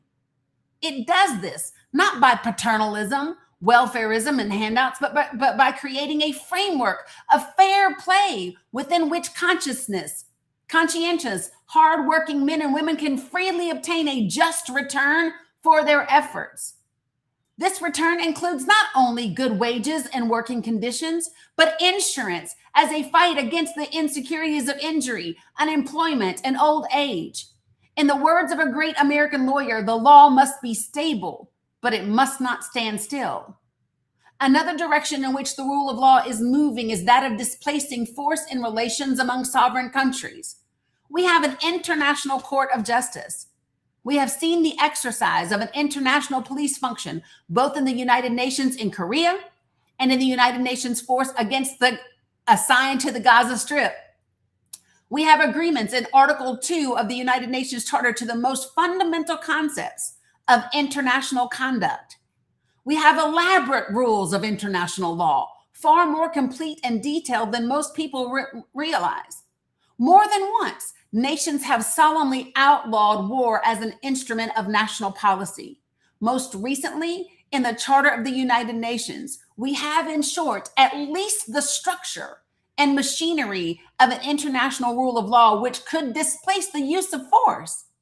What we need now is the universal will to accept peaceful settlement of disputes in a framework of law. As for our own country, we have shown by our actions that we will neither initiate the use of force or tolerate its use by others in violation of the solemn agreement of the United Nations Charter. Indeed, as we contemplate the destructive potentialities of any further large-scale resort to force, any thoughtful man or nation is driven to a somber conclusion. In a very real sense, the world no longer has a choice between force and law. If civilization is to survive, it must choose the rule of law. On this law day, then, we honor not only the principle of the rule of law, but also those judges, legislators, lawyers, and law-abiding citizens who actively work to preserve our liberties under law. Let history record that on law day, free man's faith in the rule of law and justice is greater than ever before, and let us trust that this faith will be vindicated for the benefit of all mankind.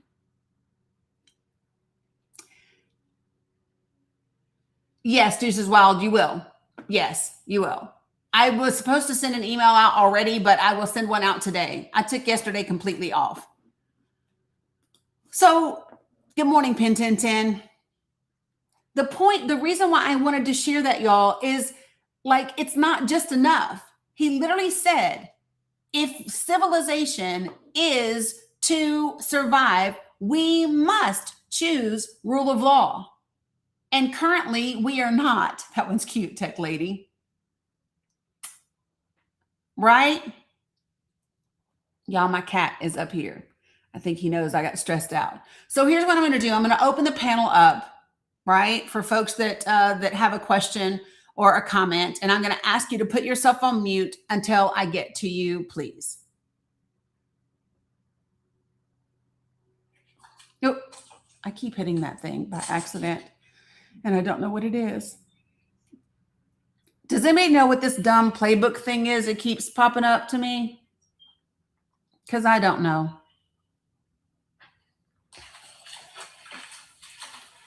I got you, Todd. Stop, Titan. You're welcome, BC. Yeah, I don't know, Cam. It keeps asking me to use a playbook, and I don't know. I don't know what that means. I guess. Yeah, nope, me either. One day I'll play it and just see what happens. Okay. Yes, it's the kitty. It's Titan. All right. So, hold on. Let me see if he'll. Hey.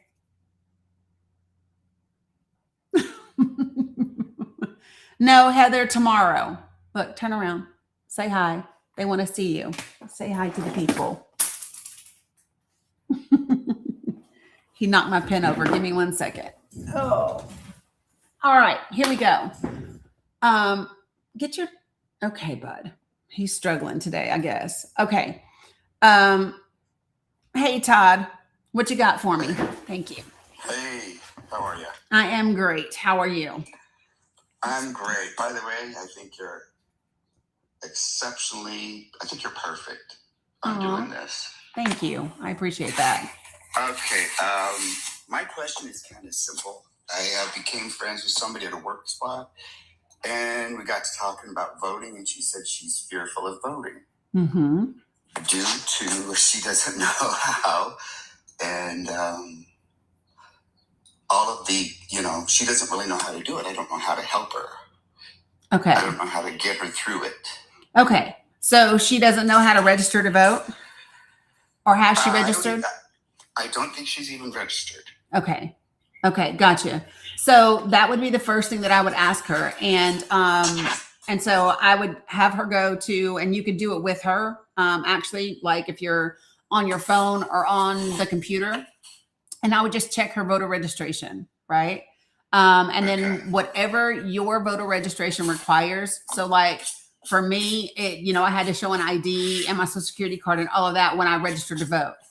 And so she may need someone to go with her to register to vote, and you could absolutely do that.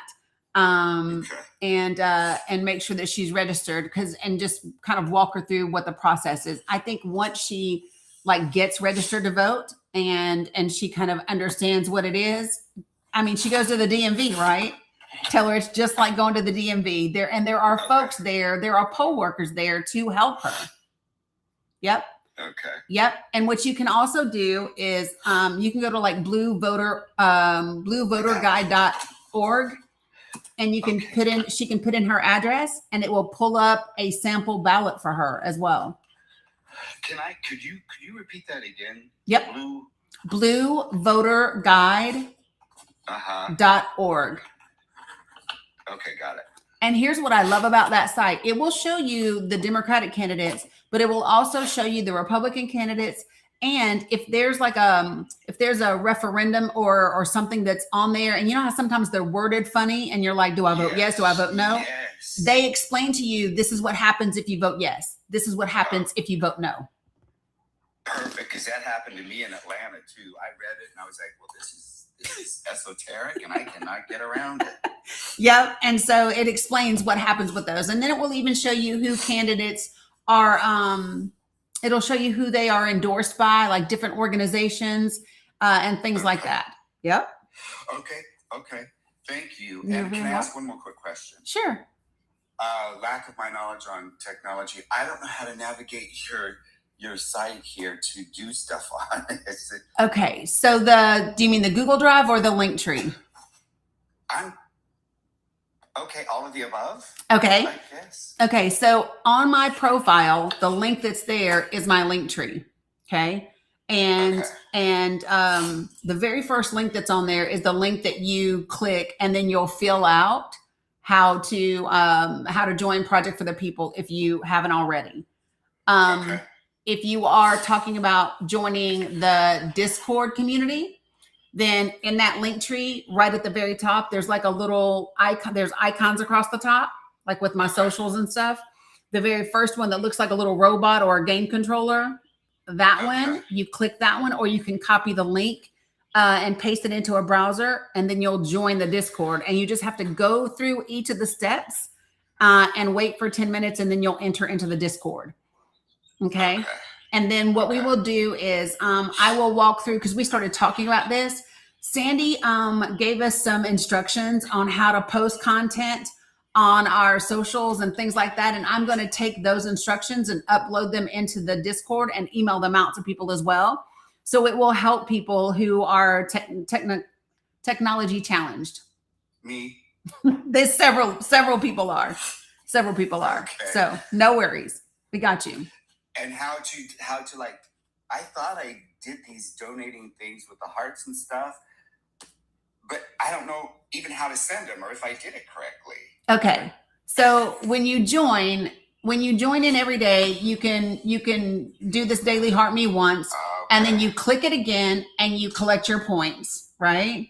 So that's how you do your daily heart me. But if you want to like send any of the gifts and stuff, that's what the hearts and different. So when you tap the screen, that's how it sends those hearts. And that just means you're liking the live. That tapping the screen does that. But if you want to send gifts, then you buy TikTok coins, and it will show you how to do that. Okay. Yes. You're very welcome. Appreciate you. Thank you. Thanks, Todd. Let me just go ahead and take care of you. Bless it. Well, first of all, let me try. Old Gamer, would you like to join the panel? I sent you an invitation. I would love to chat with you.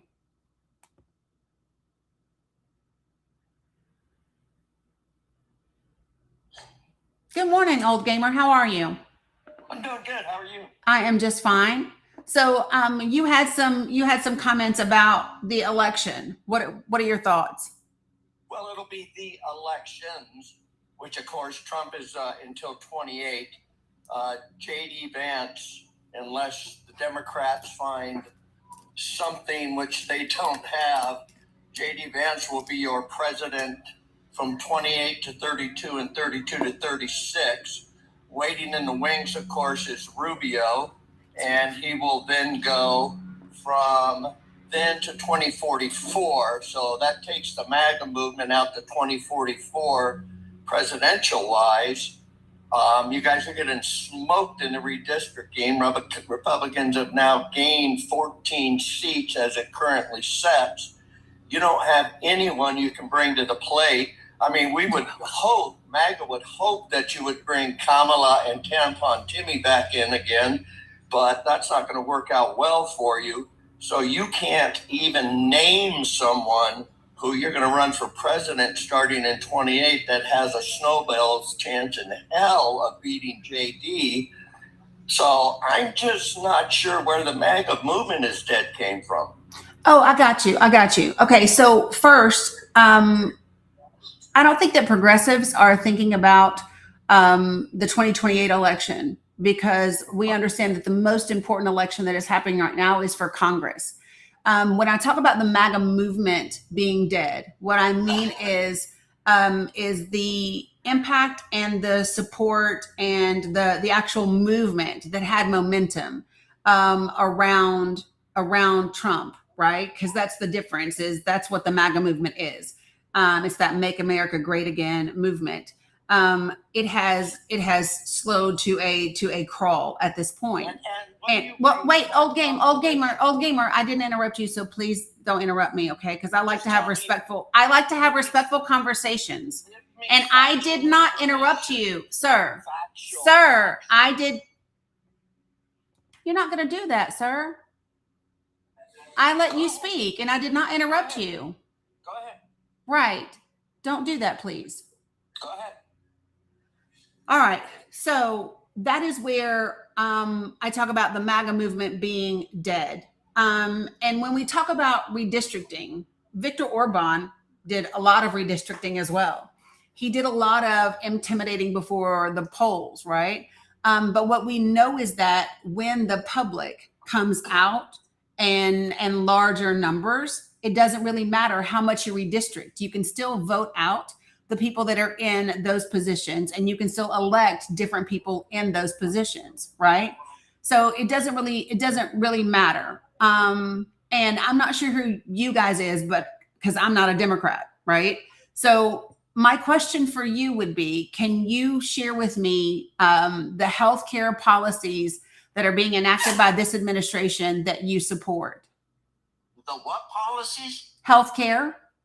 I don't see that in your prompt at all. It's time to vote for policies that work for people. Right. So that's healthcare would be one of those policies. Now you just interrupted me. So what healthcare policies do you currently not like? No, I'm asking you about the policies that this administration has put in place, or that is happening, right? That works, that you're in favor of. That's what I'm asking. Well, we can start out with the unbelievable decline in drug prescription prices. Do you want to move on from there? Do you have something to say in that regard? Well, sure, we can. Can you share with me what prescriptions have gone down? Well, you actually want me to give you the technical name of them? We Well, can start out with everything from Ozempic to cancer treatments. Okay, so share with me where you get that. Where do you get that? Do you not watch the news? So, well, here's what I know is that the negotiations that were done for lowering prescription prices were done under the Biden administration. Yeah, do you not know that? Here, let me show you. Yeah, I will show it to you. Give me 1 second. Let me move my cat. I got you. You're not hitching your wagon. Give me to 1 Joe second, Biden. old gamer. Give me 1 second. You're not hitching your wagon to Joe Biden, right? Old gamer, I'm talking about policy. So give me 1 second. Well, that's what I mean. You're not hitching your wagon. Give me one. I mean, who do you have? So are you going to listen? Okay. So I'm going to show you. Look at the comment people. They get So- so angry. Let me show you what I'm talking about. Okay. Okay, yeah, that's great. Yeah. Hey, listen, I'd So- love to chit-chat more with you. Oh, but I sure. gotta Wait. go. Let's do the Have facts fun with first, your right? Facebook So the friends. negotiated prices take effect for 10 drugs in 2026. This is CMS in December of 2024. HHS announces cost savings for 64 prescription drugs thanks to Medicare prescription drug inflation rebate program established by the Biden-Harris administration's lower cost prescription drug law. Oh, you didn't want to see the facts? You didn't want to see the facts?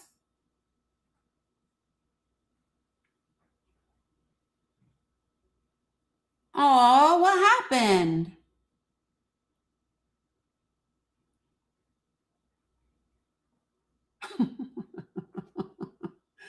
So,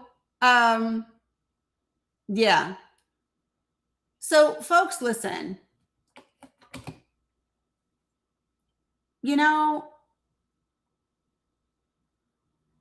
old gamer might want to stop watching whatever news source he's watching and watch something different or look it up, because yeah, it's an actual fact, right?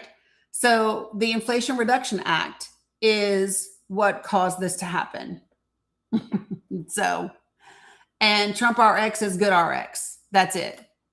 Nothing more, nothing less. All right. You are very welcome. Okay. Hey, Lucid, what you got?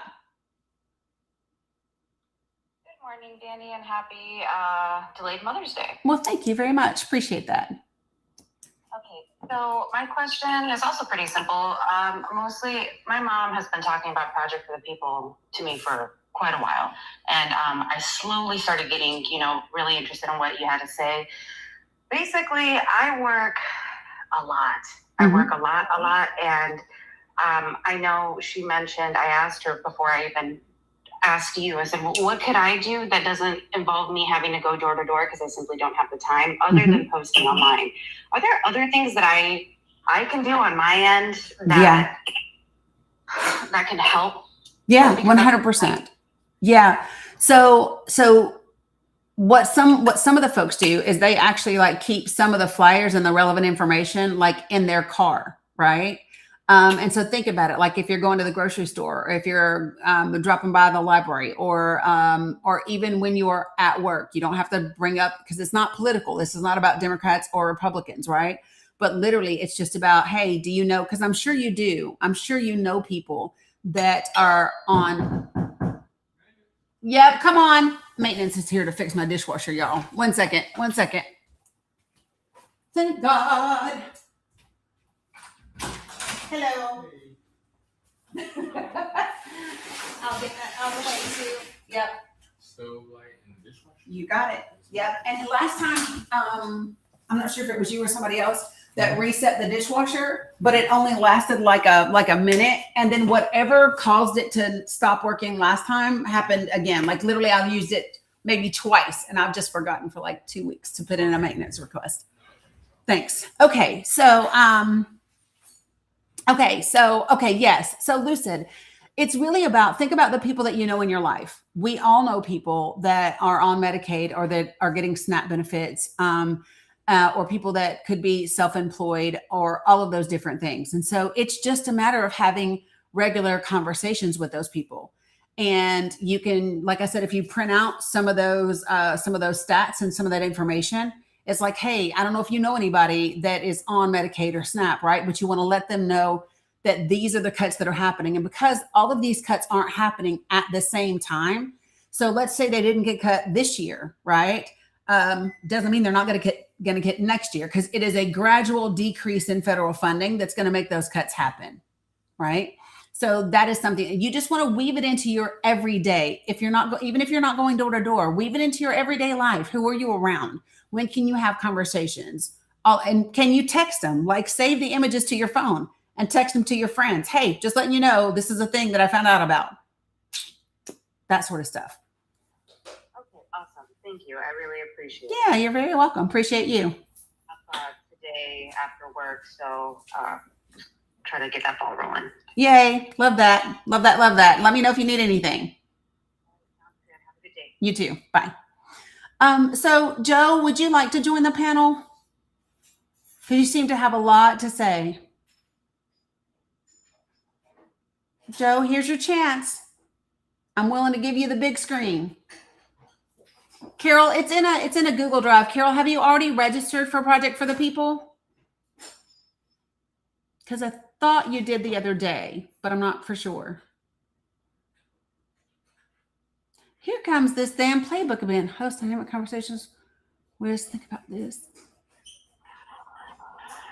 Y'all, I'm just gonna press this and see what it does.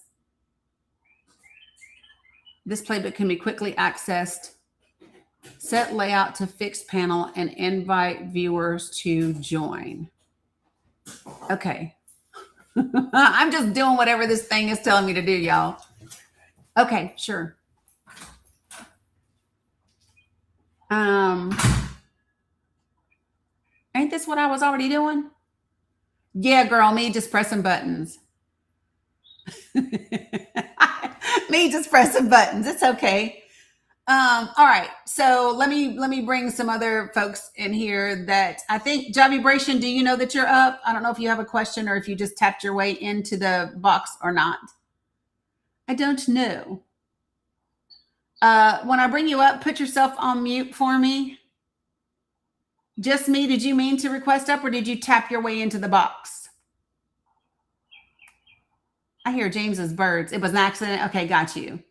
I know the layout does seem different, doesn't it? But you know, whatevs. And there was one more that I thought I hit too, but okay, they're gone, I guess. What's up, James DeLay? How are you? How you doing? I'm just fantastic. I tell you what I wanted to talk to you about. And it looks like our president wants to go back to a time when England went around just taking over different countries. And I'm amazed that there has not been a backlash against him and what's going on with those Cuban people. Those people were struggling as it was. And then when he went into Venezuela, now they're not getting the oil they were getting from Venezuela. So they're dealing with lack of electricity. Their hospitals can't effectively take care of the sick because they don't have electricity. People are not eating properly, and they don't have access to food. I just don't understand. Before he can get out of one situation, he's creating chaos in another situation. And it's just overwhelming to me.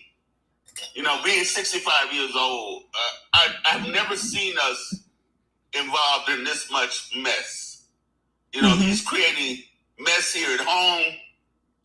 Finally, the things that with ICE have calmed down some. No, it's just that they're not. So no, listen. Somebody died in ISIS custody last week. Like, What? yeah. Listen, we have had more people dying in ISIS custody this year. Oh yeah, I heard about the custody. Yeah, and so they're just not front and center, but they haven't calmed down. They're still out here in communities. It's just that the mainstream media is now talking about Iran, but it is absolutely still happening. But that's even more than what I'm saying. We have chaos domestically. He's gotten chaos on two different fronts where he's telling these people that he did. I just saw something where he says he's not sure what he's going to do with Cuba. He might just take over Cuba. Or, you know, the man is insane. I mean, even the way he talks is insane.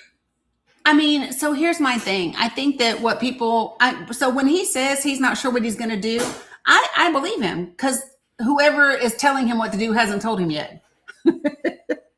So yeah, but we have a country that's off our shore that's been there for a lot of different presidents. They didn't allow us to travel there. Then Barack Obama was relinquishing that and allowing people to wanted to go visit Cuba.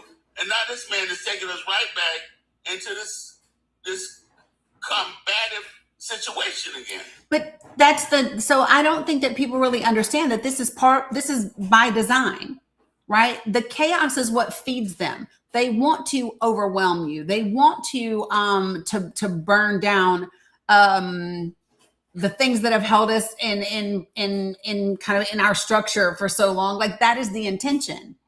And so, like, that is why it is so important for us to stay right, Triple T, to flood the zone. That's why it's important for us to stay focused on the things that we can control, the things that we can influence, and then go from there, right? So I just see it as another nail in his coffin. I mean, all those Cubans, I'm sure that the Cubans down there in Miami feel some kind of way about him suggesting that he's going to starve their families. They're sending money back to their families to eat and to take care of them. So,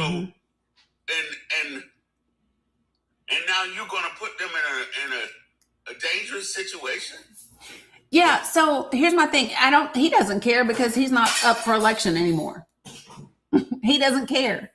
And he doesn't have to care. Right. And so I think that people make a mistake of listening to him all the time. And the dumb shit he says, because, and I'm just keeping it 100% real. The only people that can do something about him is Congress. And so that, to me, is where the focus comes. The focus comes in applying the pressure to the people that are in Congress to do their damn jobs. Because right now they're not doing their jobs. And so it is about, and I mean both sides of whatever aisle people are sitting on. Even if people are Republican, if you have a Republican representative, it's even more important that you reach out to that Republican representative than it is if you were reaching out to a Democratic one. Why? Because those Republican representatives need to know what their people are thinking. And so you might want to ask. So, for example, one of the things that I would say is, the documents that we were just looking at that I created.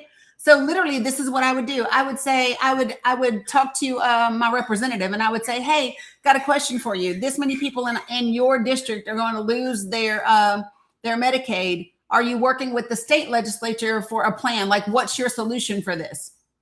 And then you need to see, did they vote for it? Did they vote for this? If you voted for this, right? Why should I vote to keep you in office? Why should I do such a thing? If you voted, why did you vote to take away 37,000 people's health insurance? Why did you vote to take away 20,000 children and adults' health care? Why did you do that? Now, we already know the answer. The answer is they needed that money to fund the tax cuts. That's the literal answer. But we need to start asking them that. You need to start calling their local ones as well as their offices in DC and asking these hard questions. Write a letter to the editor and ask about that, right? I'm just saying, can you all imagine what would happen if, let's just say there are 57 people in Texas that are part of Project for the People, and if all 57 wrote a letter to their local paper asking about their elected official and the number of people that are going to lose their benefits, right? Then it becomes an issue. It becomes a story. It becomes a thing. But that's what has to happen. Well, TQ, if you believe Democratic Party doesn't work, come on up here and let's see. Come on up here. Let's talk about policy. The issue becomes if you're in power, you're in the House, you own the House and the Senate and the Supreme Court. Why haven't you get more? Why hasn't the Republican Party get more? Where is me feeling better about the prices happen yet? I mean, they haven't, and they're not going to. But that needs to be the question, folks. Like, I'm so serious. Like, this has to be the question. And you have to imagine if you were to take, James, if you were to take some of the stats for your congressional district, and you were to record a video, right? And you were to show the stats, and you were to say, this is what I want to know, and tag your elected official in it, and tag your local news in it, and tag your state news in it, right? Then this becomes the question. I would like to know why you voted for this thing to happen. And I'm just sorry. Okay. Thanks. I don't know why that 1% needed a tax break. They don't. When they're not going to be able to spend all the money they have.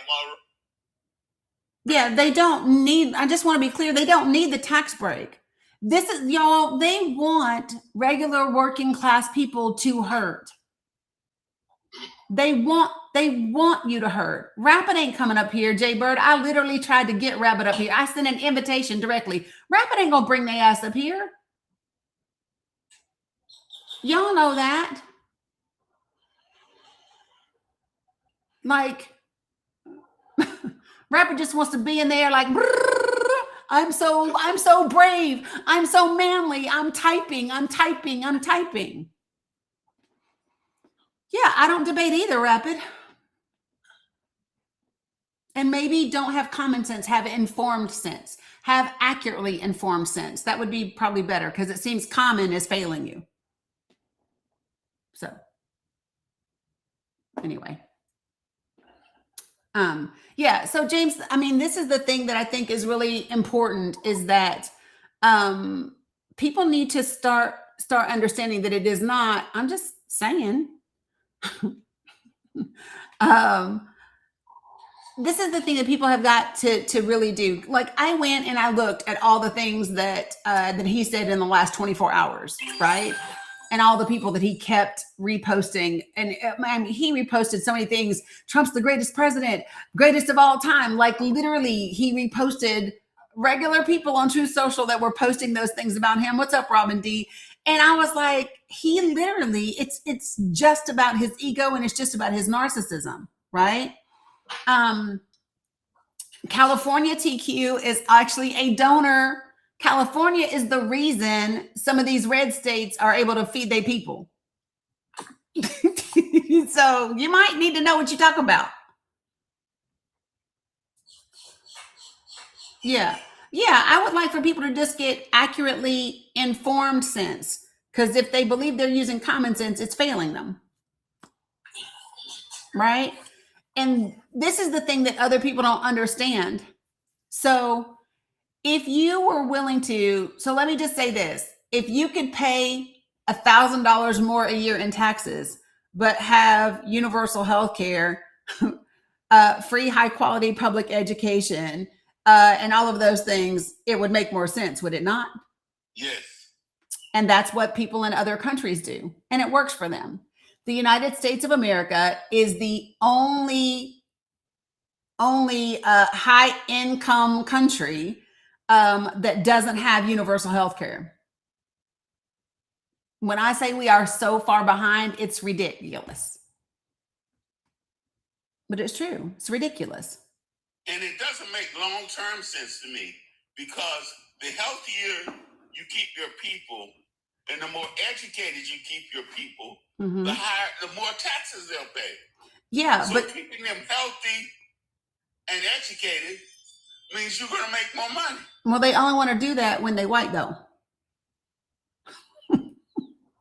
Listen, you are forgetting the intersections of the agendas.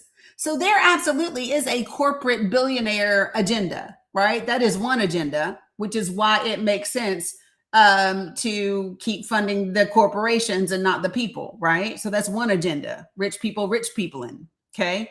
But then there's also another agenda, right? Which is white nationalism, right? That's another agenda, right? And we know that we have a president that believes in eugenics. We know that we have a chief of staff that quotes neo-Schmazis and white nationalists. Like, we know that that's something that we have, right? We know, like, it's just a thing, okay? So then you have that. But then you also have Christian nationalists, right? So you got three different agendas. They want rich, white, Christian people. Same playbook they've always had. But y'all really need to understand, when things popped off in this country. When they were like, oh shit, these folks elected a black man not once, but twice. We got to do something. And that's Where it. did that alliance go? Where did those people go? Did they just fall asleep like the Sleeping Beauty? No, but the rhetoric changed. The rhetoric changed. Listen, I don't think so. I ask this question all the time, and I get the same answer from just about everybody. So, can you tell me the last presidential candidate that made you feel truly hopeful about the country? Who's the last president that you saw? Who's the last presidential candidate that made you feel super hopeful about the country? Well, Most people say Obama. I Huh? I don't know how she lost. So let me just say this. I think that Kamala was different. I think not to sound horrible, but I think that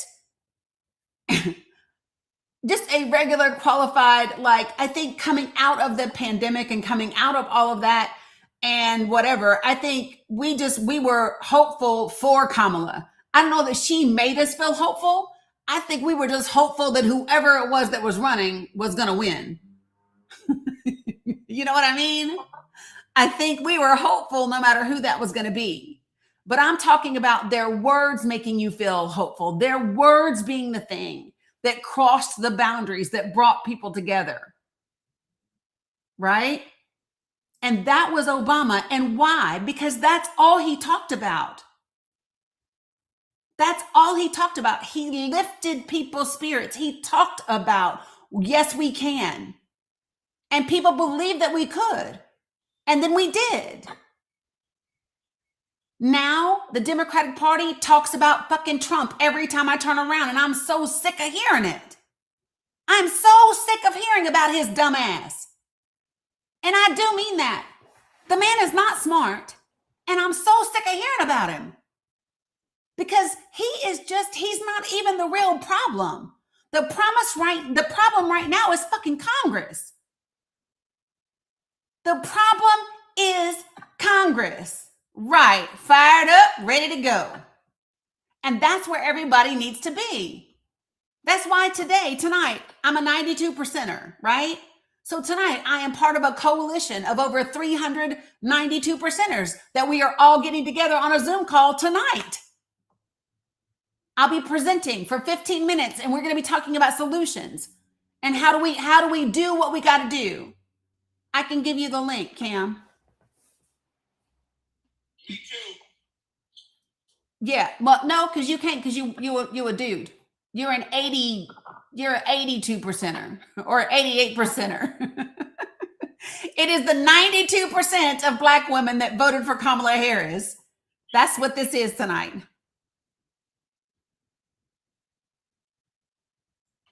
Yes, thank you, Cam. You will probably need to do that, but I appreciate it.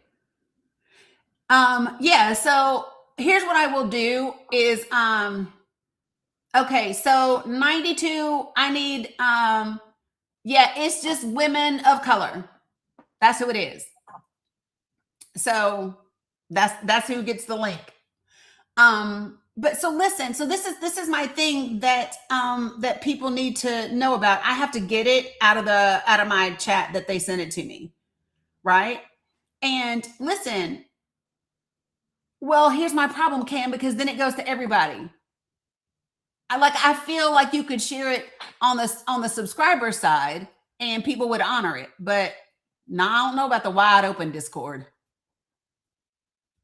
You know what I mean? Yeah, sub side would be the only side that I would trust, and you have to specify for me, right? Yeah, right, Phantom. Just saying. But so, she said, "My damn melanin deficiency." Yeah. Well, baby, if you biracial, you count,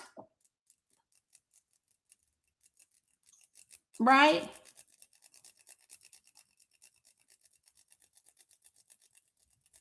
Shawnee, I don't know. The 92% are Black and brown women. As an Indigenous woman, that's a great question. That's a great question. Y'all see me going. Sweet Peaches. Do y'all know who Sweet Peaches is? Because that's who reached out to me and asked me to participate. Message Sweet Peaches. Message Sweet Peaches and say, I'm 92%. Can I get a link? Yeah, because that's who asked me to participate.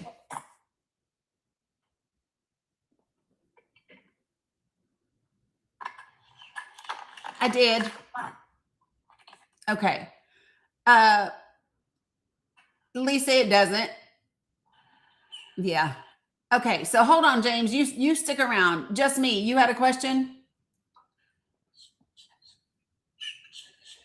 Hi. Sorry. I think my phone has a little bit of a delay because I'm in the same room with Lucid.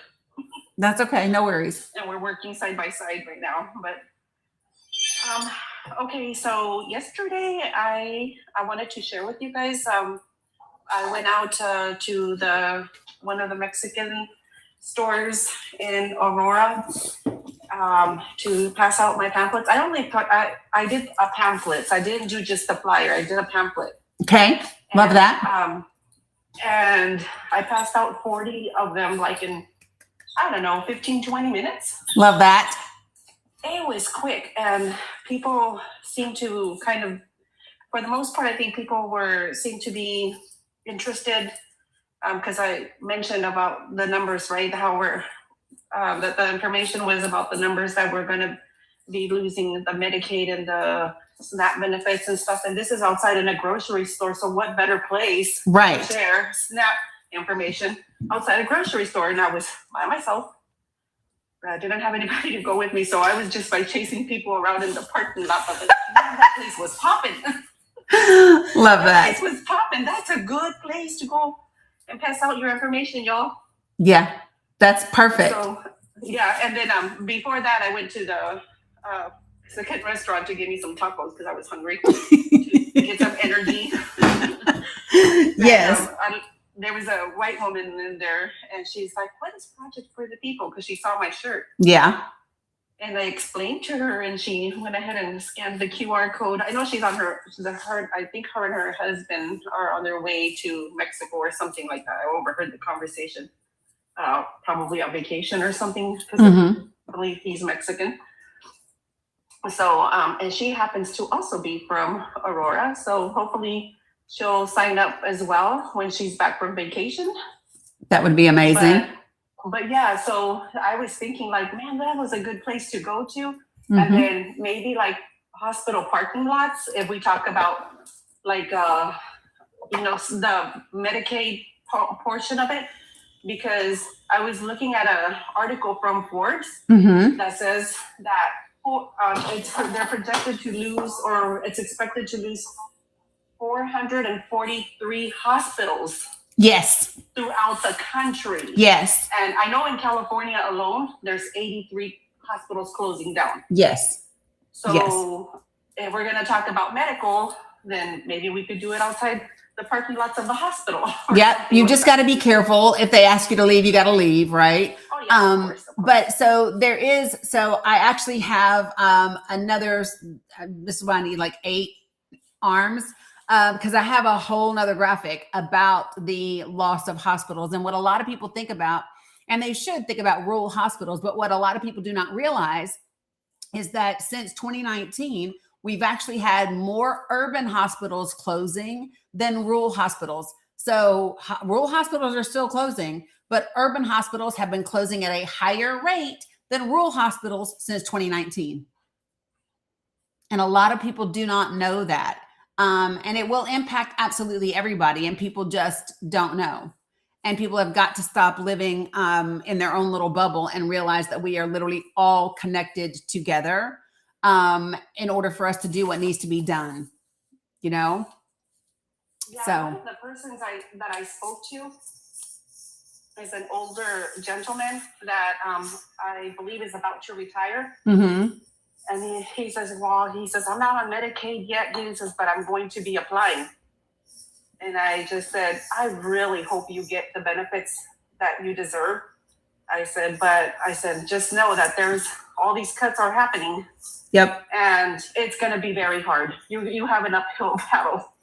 Yeah, it's not. Yeah. And so one of the things that I want you all to remember, that this conversation can also be about with your state level officials too. Your state legislatures, where people are running for office in the state legislature, they have to be questioned as well. So these are federal cuts that are happening. What is the state planning to do? Because you guys remember that in many states, I can have a graphic. Hold on, and I'll show you real quick. Do I want this one? Nope. Hold on. Give me 1 second. I want to show y'all something. That's what I need. Okay. So I'm going to pull up Illinois. And in Illinois, y'all know how Medicaid is funded by the state and the federal government together, right? In Illinois, 65% of total Medicaid is coming from federal funding. 65%. So the question for your state legislature, for your governors, needs to be, what the fuck is the plan for the reduction of that 65% of Medicaid? Right? Like, we have to start having real conversations, because it takes federal and state dollars to fund Medicaid.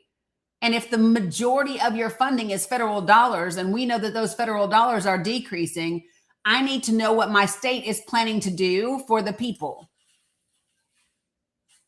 And then if you have a legislator in Congress that voted for this reduction, you might want to be saying, hey, how come you voted to cut our funding for Medicaid? because that's what they voted to do.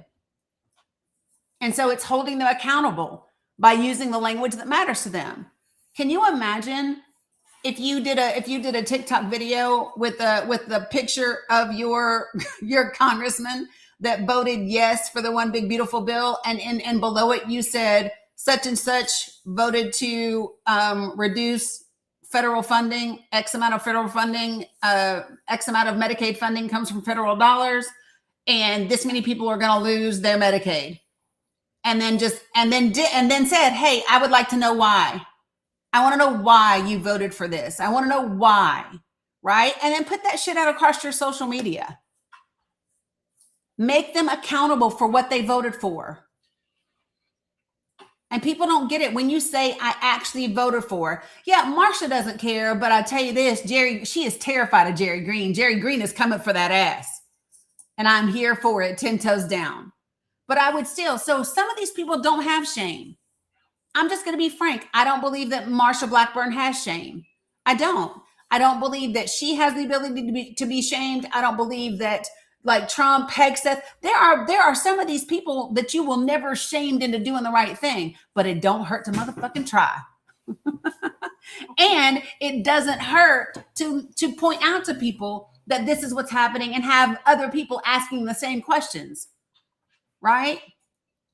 They don't got to answer. But can you imagine if everybody does a single video like this and all the videos get put out within 3 days of each other? What does that look like?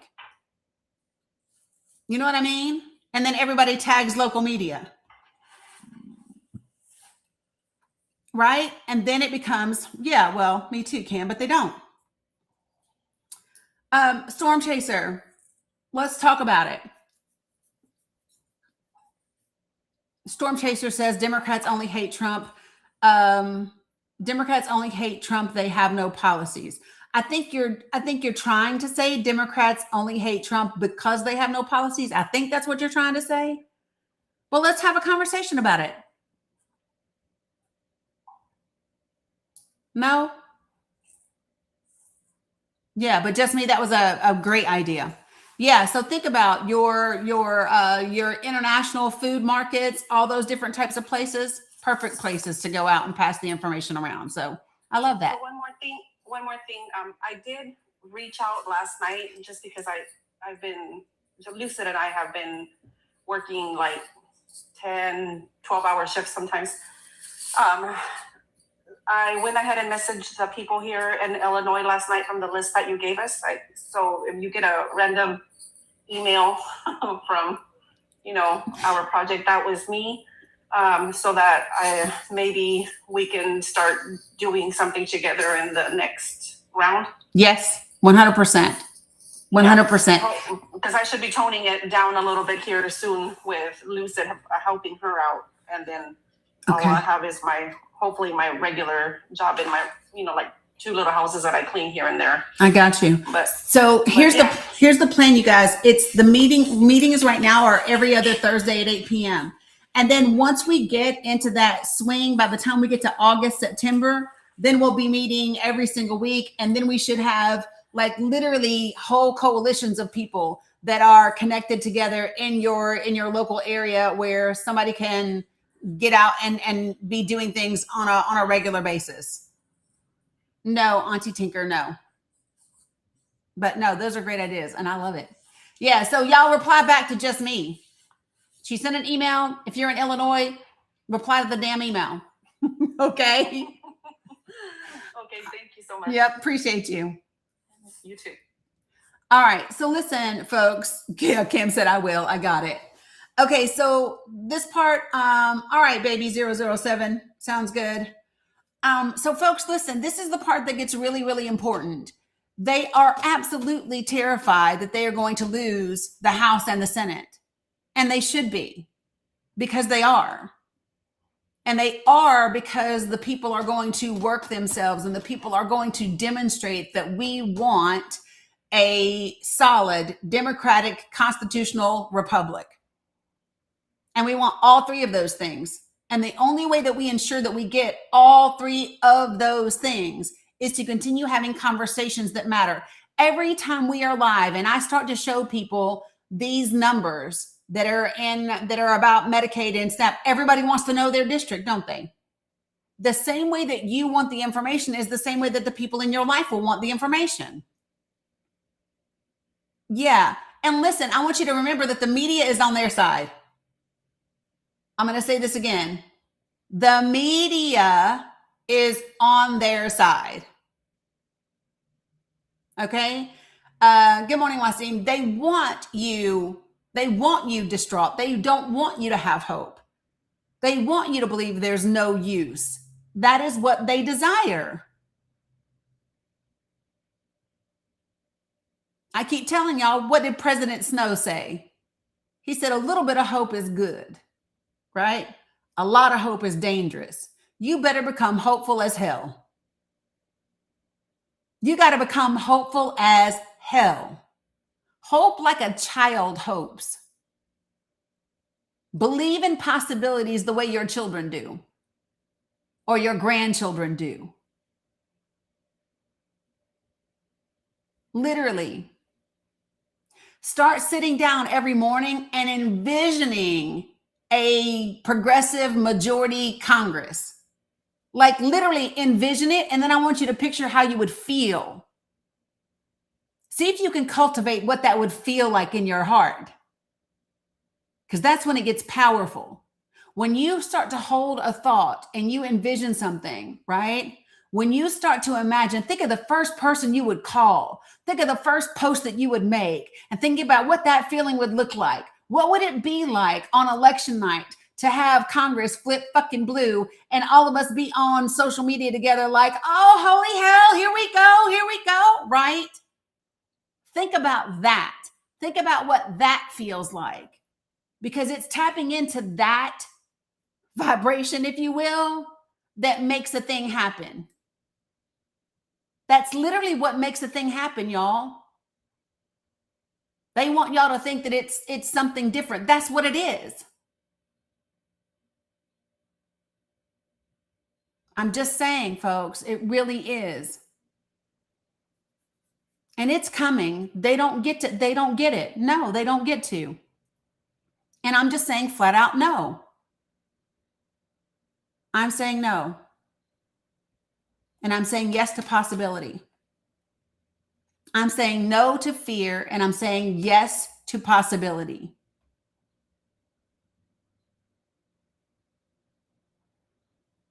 And that's where every single one of us needs to be. When I talk about how we move things forward, you got 3 friends to sign up. You better go ahead, Kim.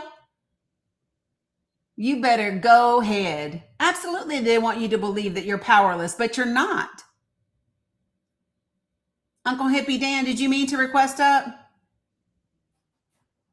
So Endo Moon, I can't control whether or not Virginia gets to redistrict or not, right? So I can only focus on what I can focus on. I think that what Virginia is being told to do, Virginia is being told to simply use the damn maps anyway, because that's what Ohio's doing. Ohio was told they can't use their maps, and they've been using them bitches for 2 years. Right? They've been using them maps anyway. So that's what we're saying. That is what we're saying. And I'm just telling you. And so think about this too. I really want you all to think about this. Let me put it in real perspective for you. Viktor Orban gerrymandered the fuck out of Hungary. Viktor Orban had Trump singing his praises. Viktor Orban, I got you, Jay. Viktor Orban had JD Vance come over there and talk for him, right? No problem. And still lost. Why? If I'm not mistaken, their voter turnout was like 80-some% or 90%. Let me see. There we go. That's what I want. You will be amazed. 80%. 80%. That was their voter turnout. 80%. That's the target, y'all. The target is 80%. The target is 80%. Because I'm telling you now, when 80% of the state, when 80% of your state turns out, we win. When 80% of this country votes progressive, we win.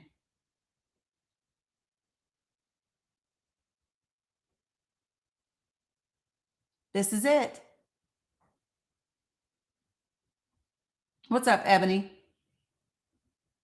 Callan, did you have something that you wanted to say, or did you accidentally tap your way into the chat?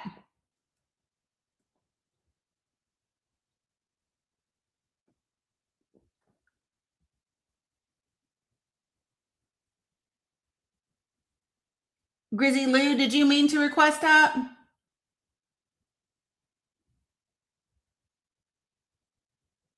Yeah, and so deliberately, we will get to the ballots. So let me tell you guys why I'm not focused on like all the ballots right now, because this is primary time. And what I want to focus on right now are the issues. Because if we focus on the issues, then when we know who the final candidates are, we can tie them to the issues we've been talking about for the last 4 months. Does that make sense, guys? Well, thank you, Marky. I appreciate that. I think that this was a mistake as well. James, did you have something else you wanted to say? Oh, I did want to ask you, and I guess I need to call voters, who are allowed to register people? So that can vary depending upon your state and your state laws. So I would call your voter registration office and ask. Because I was going to put out in front of my house some those billboard things that say, you know, are you registered? Yeah, I would contact because it does vary from state to state. Okay, I'm going to check on that. Yep. Yep, but appreciate you. Amazing. All right. All right. See you tomorrow. Okay, sounds good. All right, so folks, let me say again. Boop, boop, boop.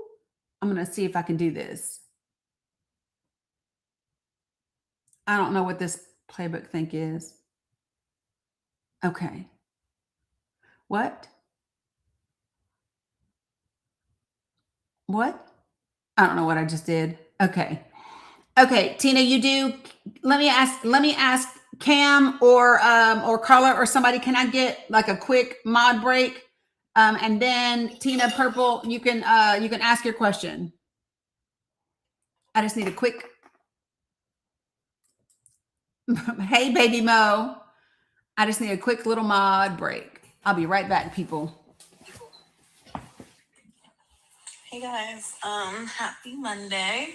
Glad Dani's talking about Project for the People. I think our next meeting is this Thursday. Yep, this Thursday, because we're doing every other week and we did not meet last week. So it's this week on Thursday. So if you haven't already joined, please do so in Dani's bio. That way you can make sure you attend for Thursday. Hey everybody, hey. Oh, you guys are so sweet. What was I gonna say? Yeah, please join Project Like People if you haven't already. Hey Titus, Izzy. Yeah. Oh wait, next Thursday.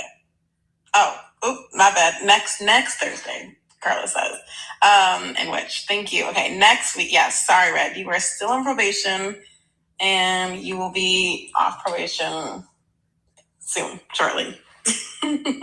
Wait, we did meet on Thursday. You know, I don't know what date is. Okay, I thought we did meet last Thursday. I hope all the mothers, I was there, guys. I was there. We did meet on Thursday. I hope all the mothers had a great Mother's Day weekend.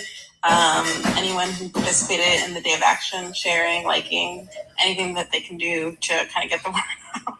Yeah, I don't know. I thought it was a whole week ago, but it was only a few days ago. Apparently, how do you join for Project for the People? Great question, Ruthie. So if you go to click on like Dani's profile right now while I'm up here, you can click her bio. And then in her bio, there's a link tree. And it's probably the first link, if not the second link. And it will say Okay, it's the first, and it's a project for the people, and it'll be a Google form for you to fill out, and you put your name, like your county, and that's pretty much it. And then you'll submit that to Dani, and then you'll be on her email list from going forward, and then she'll be able to send you, all the emails that you need for like going forward. Yep. I don't know, Dani, so what about going forward for individual states? Like if someone's joining after you sent those state emails out, are you going back and adding them, or Yep. how are you doing that? Yep. So what I'll do is like every other week, I'll send out an updated list. Okay. Yep. Yep. Something like that. Every other week or once a month, I'll kind of do something like that. So that it, and I'll only do it if new people are added to your state. You know what I mean? Yeah. Because it won't. I was about to say like another. Yeah, that could work. Yeah, I guess that works. Like another thing is, I know that just said she sent out an email for like Illinois, for example. But if we start like an email thread going with, our people in Illinois, it might be easier for you to be like, hey, Cam, I have a new person in Illinois, almost like adding them to our thread or whatever. If we have them going on, like that might be easier too. But we can figure that out. Yeah, it might depend, but we'll make it happen and we'll figure it out. So yeah, no problem. But no, thank you, Cam. My bladder appreciates you. No, you're good. Okay, thanks. All right, bye. So let me just share this with you all. So other ideas, I want you all to think about this. So other ideas, you can 100%, just saying y'all, you can 100%. So listen, within your states, get together on Zoom or on Google Meet and have a yard sign making party, right? Make yard signs. And those yard signs can absolutely have QR codes in there. You can have a QR code for Project for the People. You can have a QR code for voter registration. And you can actually put the stats on it. Can you imagine? Like this is one of the things. So we have a Project for the People channel in Discord. And so I don't want to do an individual for states. Yep, farmers markets and all of that, right? So yeah, absolutely, guys. You want to make it fit into your regular life. This is why I said keep the information in your car. Keep it readily available for people. That way you can let people know. I don't know why you my face tighten. But all of these are things that you can do that will help spread the word and get the information out. So we've got some education graphics that are coming up next, along with Titan. He's a mess, ain't he? Look, he's a mess. But yep, and we have stickers with QR codes too. So there's lots of ways for us to get this information out. But one of the things that I want you all to hear me when I say this, right? We have the ability to do this. And they are terrified we are going to find that out. Oh, appreciate that, Phantom, because you know.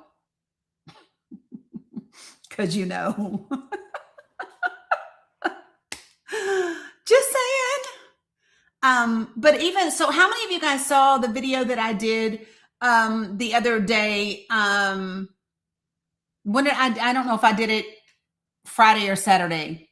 How many of you all saw that video that I did when I was wearing my little purple shirt and I was outside on the balcony? Do y'all know what I'm talking about? If you didn't see it, put a 1 in the chat. If you did not see it, put a 1 in the chat. Stop, Titan. You're getting on my nerves.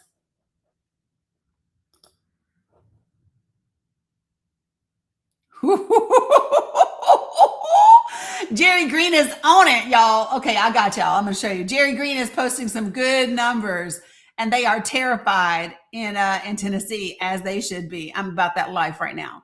Okay, so I want to show you guys something, okay? Boom, boom, boom. Oh, my word. Titan. Okay, here. This. Let me pause. Okay, so I'm going to show you. Yeah, they're great numbers. So let me show you all this, okay? Yes, exactly, Pedal. Exactly that. Okay, Titan, you got to move out my way. He keeps headbutting my hand. Quit, boy. Because he's so damn needy. Okay, hold on. I'm going to show you guys over here. You guys ready? Okay. So man, woman, trans, it doesn't matter. I'm not interested in you. I love it when they do that. Are you a man? Are you a woman or trans? It don't matter. I don't want you. You can't shoot your shot. Oh, that's right. Tina Purple, can I play this real quick video? It's 2 minutes long. I'm just saying, y'all, they love to do that. Okay, here we go. All right, Titan, stop now. Stop. You will headbutt and turn this off. Okay, you got to move. You got to move. Okay. All right, here we go. You ready? And here we go. All right, so I don't know about you, but I am tired. I'm tired of all the arguments and the division and the horrible names that everybody is calling people, because you know what I think? What I really think? I think that the vast majority of the people want the same thing. I think most of us want our children to eat, have a roof over their head, be taught history, even if it's tough and uncomfortable, because we don't want to repeat the mistakes of the past. I think that most of us want peace. I think that we do want equity, even if the word's been made to mean something ugly, right? I think that, it's the reason we teach our children to play with, maybe the disabled kid or the quiet kid or the weird kid or the poor kid or the smelly kid, right?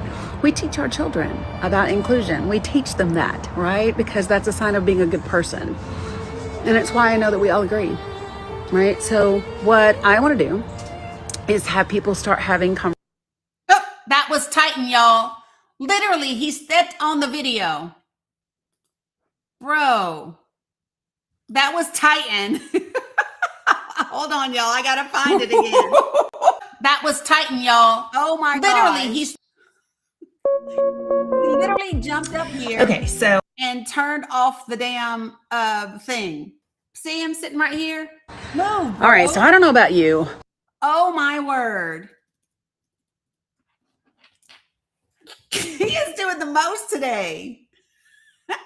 Sorry. Oh my gosh. But I am tired.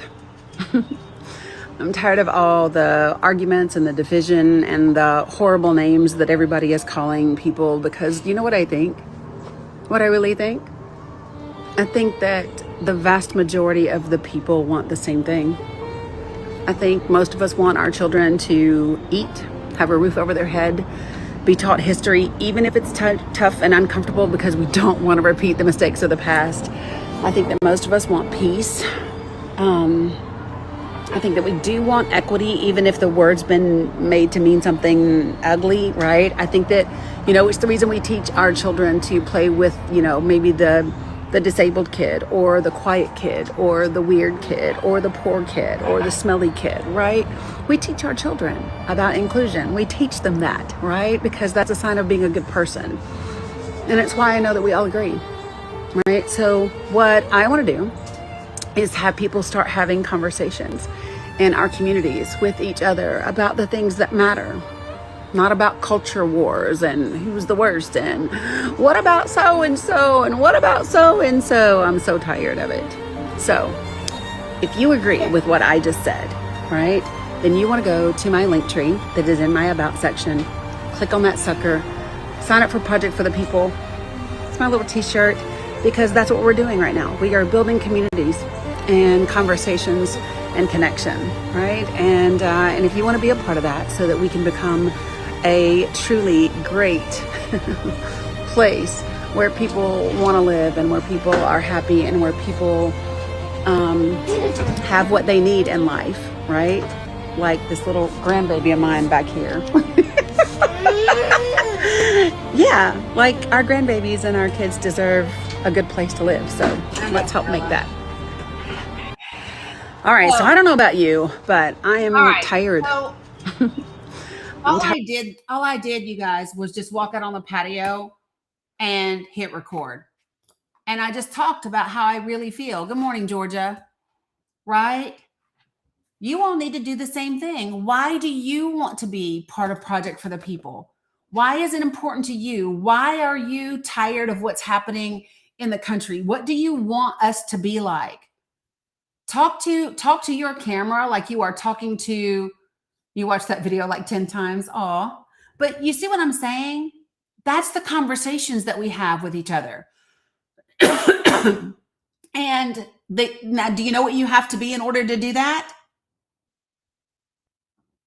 You have to be willing to be vulnerable. And a lot of people don't want to be. Right? But we win when we are.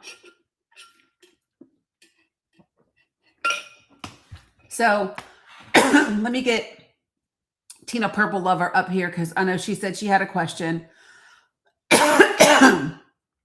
Holy geez, I don't know what's going on with me.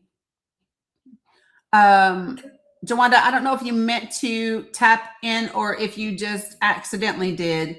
There's some of y'all up here like Grizzly. And I want to ask a question, Miss Dani. Okay, give me 1 second. Let me do Tina Purple first, and then I'll get you, Jawanda. Okay. She was waiting before I took my break. That's why, but thank you. All right, Tina, what you got? Yes, I put out one of the videos I figured out how with yours and I'm sorry, I forget her name. Sandy. I'm sorry? Sandy? Sandy, yes, thank you. Not always great with names. Sandy, both of you, I was able to put some videos out, so thank you both very much. Okay. But one of the videos I put out, somebody came back with the Medicaid, I know with the babies, how many Medicaid pays for the babies that are born. Mm-hmm. And they told me that's not true. And I went to try to find the resources to back up what I was saying. And the only way I could do it was it said everything was, I had to pay to In the Google Drive?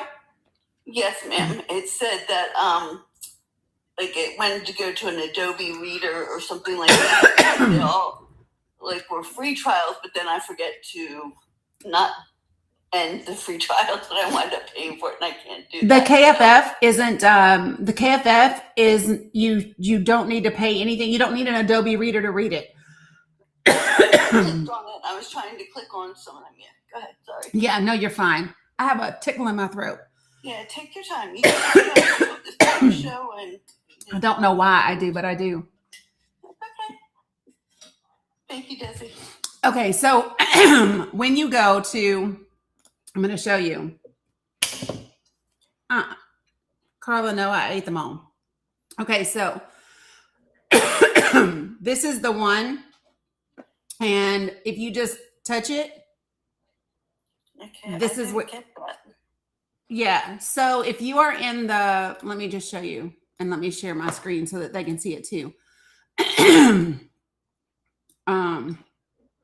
I tried to go to the one where there's a whole bunch of blue lines. Yep, I'm going to show you. Yep. Nope, you're good. So let's just say that you're in Project for the People and you go to sources, links and docs, and I'm going to go to English.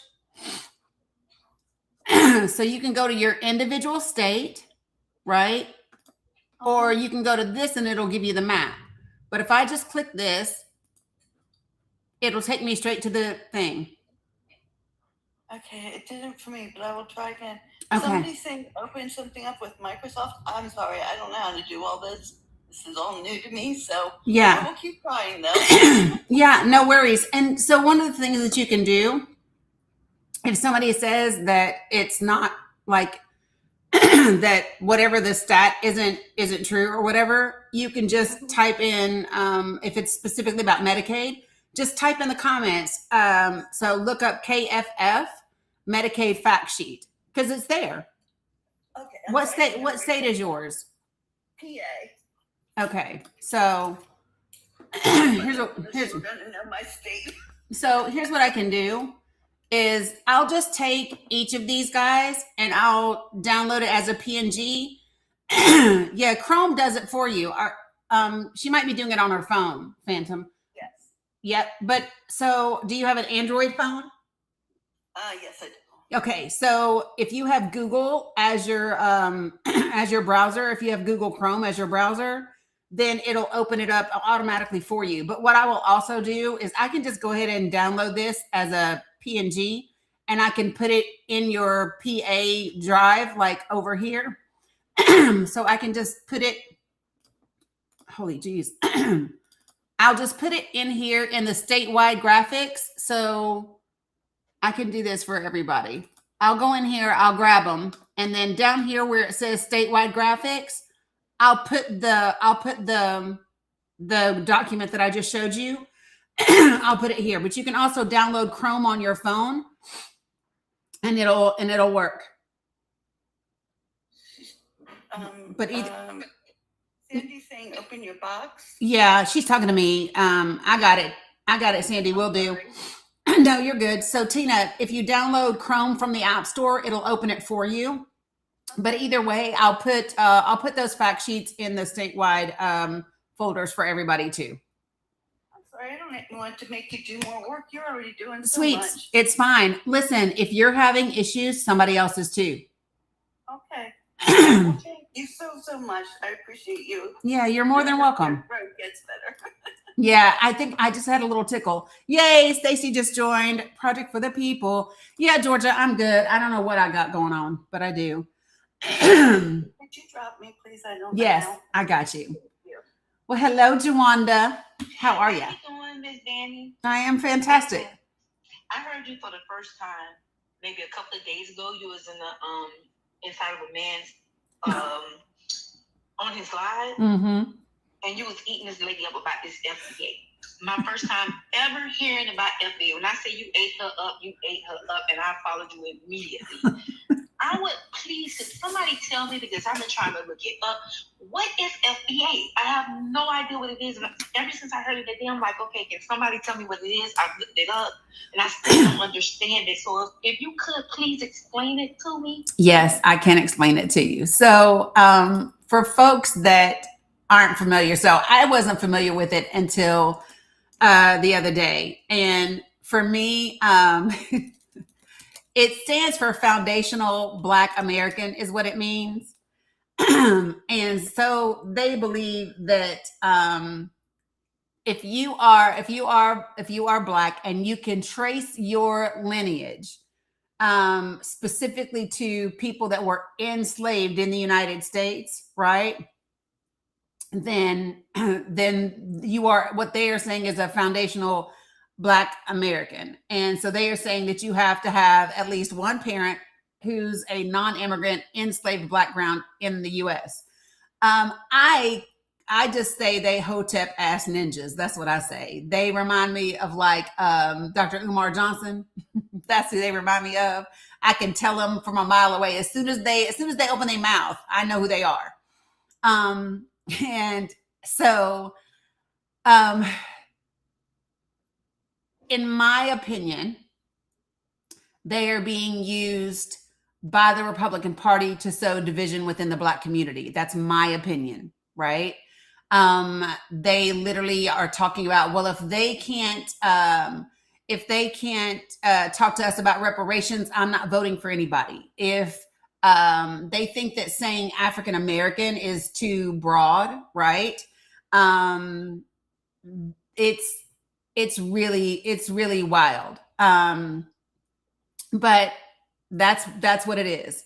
And so they have an agenda, and that's what it is. And it just, every time one of them opens their mouth to me, I just, like you said, I chew them up, because they literally just want to be divisive and want to feel superior. They want to feel whatever. But the truth of the matter is they're not getting shit done. They don't have any real plans of their own. And literally they are being utilized to sow division between the Black community. Okay, because I was in the one where you were talking to the lady where she said something dumb about the third party. That's a live. I know who you're talking about. Yeah, okay, that was probably Lisa's live, and what's her name? Keisha. It's a man's live. Her name was Keisha, but it was a man's live who you were in. And okay. That was my first time. Oh, T-Dubs. It was T-Dubs live. Yeah. That was my first time even ever hearing about that. But something that is blowing my mind, and this is just listening to the different politics, different political lives, where we have so many young people, 19, 18 years old. Oh, we go with Trump because Trump say look how he is, and and I'm just sitting there and I'm thinking to myself, my dad picked cotton. Right. I don't know about yours, but my dad picked cotton in Mississippi. My grandparents were on the slaves. You understand what I'm saying? They were slaves. So I don't know how to explain it. Like my kids, they know. You know what I mean? They know because my dad, we taught them from kids. My dad always made us be into everything. So, knowing our roots was something that we had to do. It wasn't a choice. So when I hear these young people, I don't know if they're parents. I don't know if they're doing this in college. I'm so confused by it, Miss Dani. And when I say you blew my mind that day, you completely blew my mind because you were talking about something. I'm like, you better go, Miss Dani, Because when I say you was eating little mama up, you was eating her up. She made me mad. 53 years old. I know you were mad, but you kept it cool and you were able to explain it. And she couldn't come back and say not one word. And that made me so proud and so happy. And I'm gonna be honest with you, Miss Dani, I thought you was white at first. I'm not gonna lie. No, I'm sorry. Girl, listen, because in the summertime, I'll get a little caramel. I'll get caramel. Yeah, but my daughter does the same thing. Yeah, my daughter does the same. Her and my grandson does the exact same thing because both of them are really bright skinned, so both of them do the same thing. But I just want to tell you, please keep up the good work. I definitely try to get into your life. I promise you, I've been trying to catch you since that day, just so you can explain this FBA thing to me. Because I've looked it up and it didn't make sense to me. It just really didn't make sense. Yeah, no, it doesn't make any sense. And it literally is, if you're not familiar with Dr. Umar Johnson, like I can't stand his ass. Every time I think about, so Dr. Umar Johnson loves to talk like he knows so much and he knows so much history and he knows so much factual information. He knows so much this raised a shit ton of money for a school that never happened. It's one of those, they know so much that they don't know shit. Yeah. That's it. You know so much you don't know shit, and you against everything that, but don't have no real solutions your damn self. You know what I'm saying? Okay. Those are the people that I have a problem with. But yeah, so tonight, for those of you all who are part of the 92%, the Black women that voted for Vice President Harris, there's a call tonight on Sweet Peaches Live. Actually, not on her live, but there's a call tonight. We have a Zoom invite. So I'm going to give it to Cam, but go to Sweet Pages page because it'll tell you how to get the information to get the link for tonight. Okay, thank you so much. I really appreciate you so much. But I promise you, I've been trying to catch you since that day. I'm like, I have to catch it because it's not making sense to me.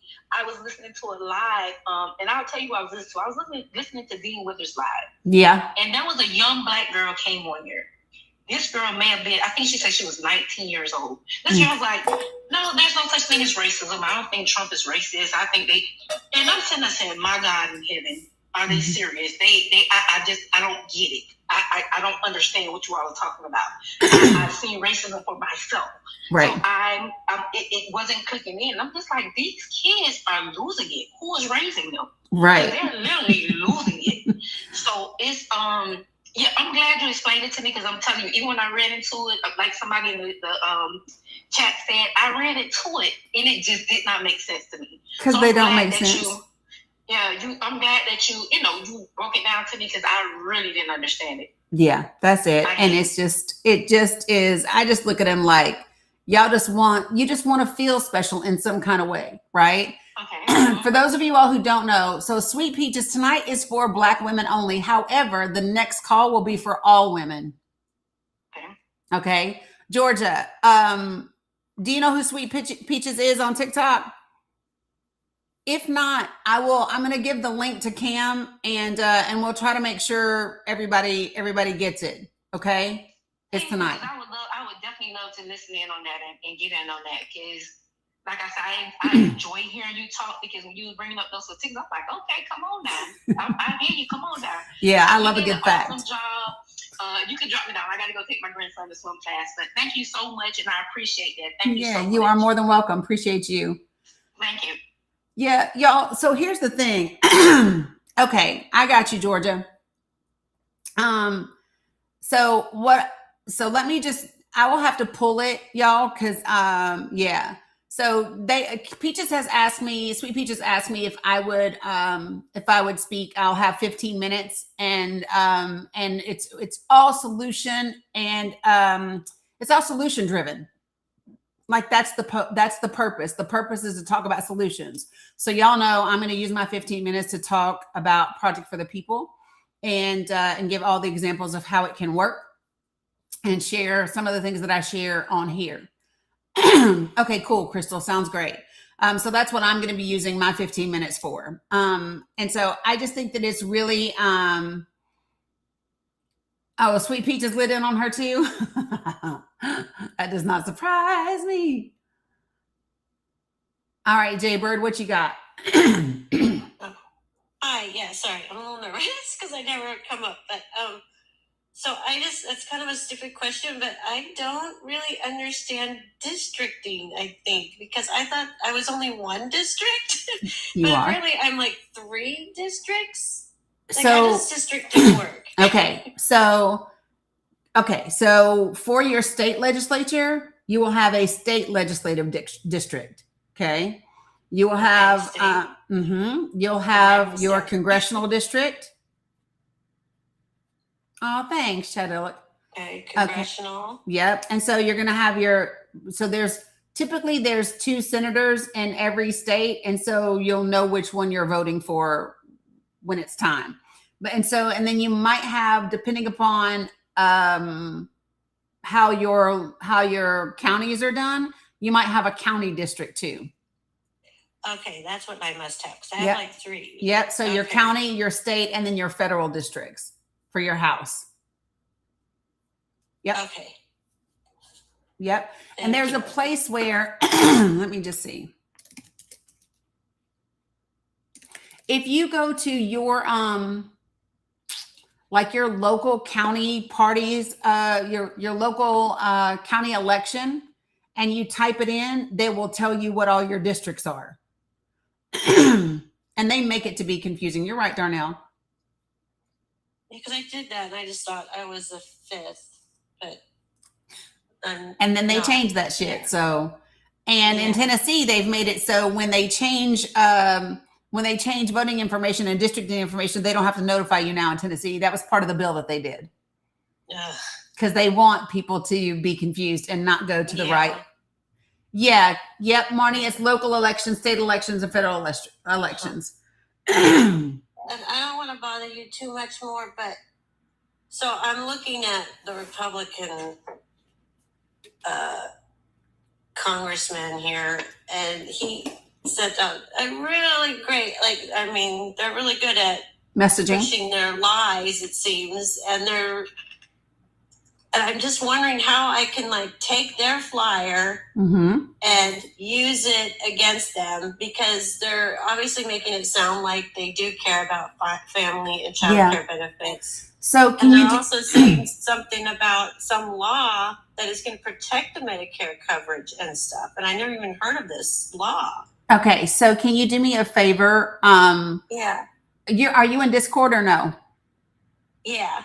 So are you able to take a screenshot of the flyer real quick and put it into Discord real quick so I can grab it? I'd have to go off of here. Okay, so can you turn your camera on and show it to me? Oh, yeah, totally. Hold on. We about to do something, y'all. So can you see it? No, because you need to reverse your camera. Or turn your camera on. Your camera's not on. Oh, it was on. Oh, I know what I need to do. I need to save it. There we go. Okay, yep. All right, so let me just see. The law, whatever, PL 11921, it maintains Medicaid coverage for seniors, individuals with disabilities, and low-income families. What state is this? Oregon. Okay, so Oregon, PL 1192121.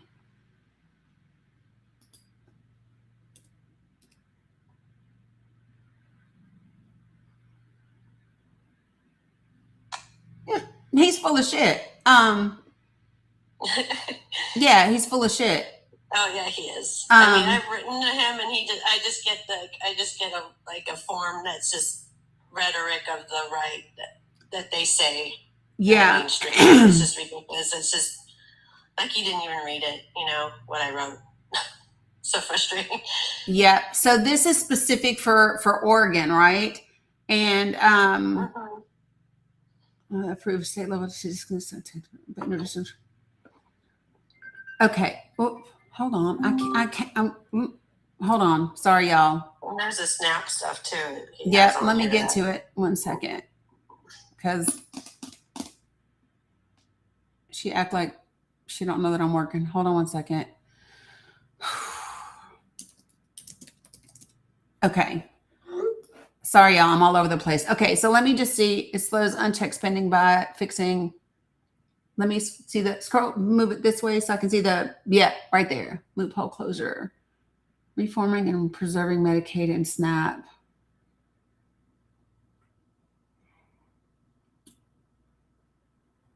Oh, so this flyer is specifically about this bill specifically, right? No, it's to vote for him. Yeah, but he's using this bill as justification as to what it does. See how he keeps saying it slows, it does this. He's talking all about that one bill. Is he a state legislator? Or is he Congress? He's Congress. Okay. Yeah. Here, but I don't want to put my address in there. Yeah, no, don't do that. Okay. But there Cliff he is. Bentz. Okay. All right. So give me 1 second. Yeah,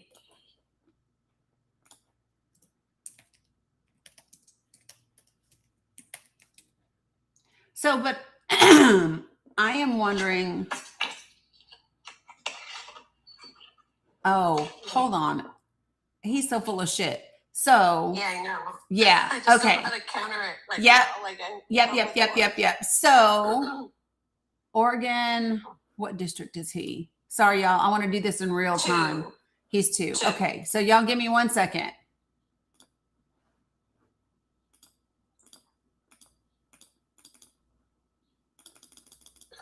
So this is how you do it in real time. Okay. I'll get to the rest of that in just a second. Yeah, So I'm just showing Oregon 2, Clemens. Okay, so 46,000. 1 second, folks. We're just doing this in real time so I can show you guys how this works.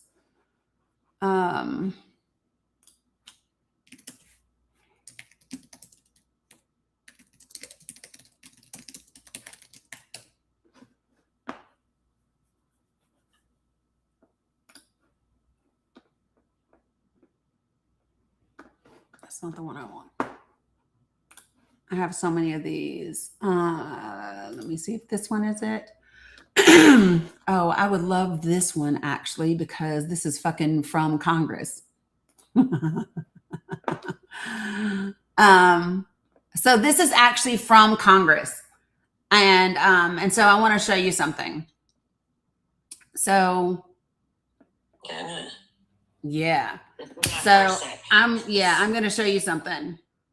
And I'm going to put this in there as a resource as well. But let me show you guys. And then this is how you do this. So what I would do is I would take that thing that he has, right? Mm-hmm. And you can actually put verbatim. So this is from the Joint Economic Committee from the Senate. Can you see that? Mm-hmm. That's from the Senate. I will put the link in the Discord, right? Okay. But you can pick it apart. So you go down to Oregon right here, okay? The first column is the number of people losing their ACA coverage. This is from the uninsured. This is from the premium tax things, right? This is the number of people losing Medicaid. And then this is the total number, right? Which will be these two things put together. So according to, and this is what I would say to him, I would say, well, according to the Joint Economic Committee of the Senate, Oregon is 183,734 people are going to lose their insurance because of the one big beautiful bill. This is it. Like, he's full of shit. And so that would be the thing that I would show him. So there's a fact sheet that's available here that does estimates for all 50 states and DC. They broke it down by congressional district. It's here as well. And it's here. This is the updated available analysis. So I would take his little thing and I would pick it apart. So do me a favor, take a picture of it and send it to me. And I will do it and I will show you all the end result and I'll post it for everyone to see. What area of Discord should I put it in? Project for the people? Or? Yeah, that's fine. I don't care anywhere. Right. Either just tag me when you do. Okay. Thank you. Yeah, you're very welcome. All right. Okay. Yeah, the Farm Bill stuff too. Yeah. So this is where you use facts. And what I love is when you can just turn around and use the government sites. And this is what the House is saying. This is what the Congressional Budget Office is saying. This is what the Joint Economic Committee is saying in the Senate. And then you can use the data that is coming straight from the government website as well. Okay. So if you guys have flyers like that you are getting from the Republicans in your area, and we want to put them in the Project for the People, then we can start like rebutting each point or picking 3 or 4 of the main points. And Jay Bird, if I were you, this would be what I would do. I would take that flyer in my hand. I would turn on my little recorder for the TikTok video. I would show the flyer. I would pick the 3 or 4 points that I plan to rebut. And then I would pull up the screenshots from the Congressional Budget Office. I would pull it up from the Joint Economic Committee from the Senate.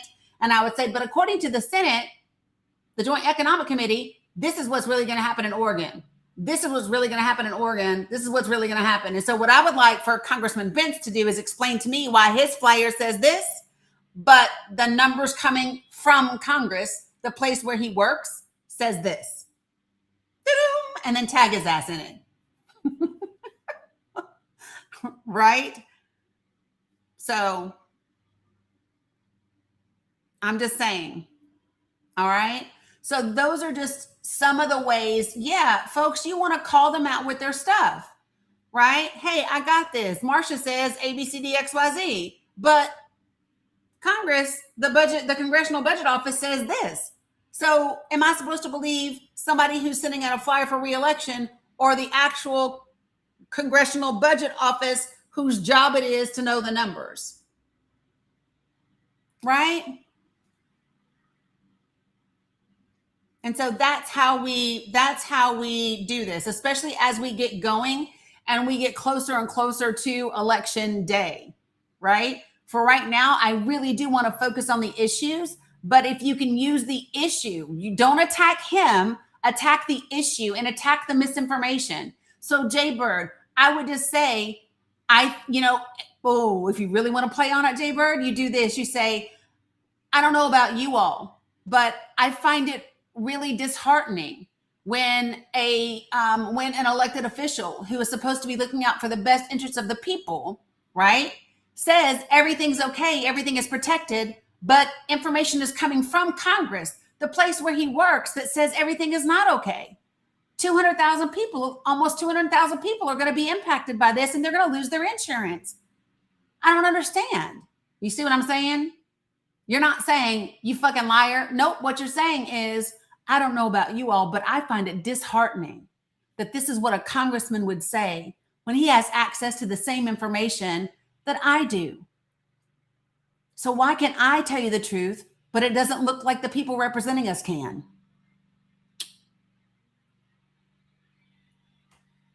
That's how you do it. Yeah, that's how you do it. Okay? You are very welcome. Appreciate you for asking. How does everybody feel about a Pally panel tomorrow?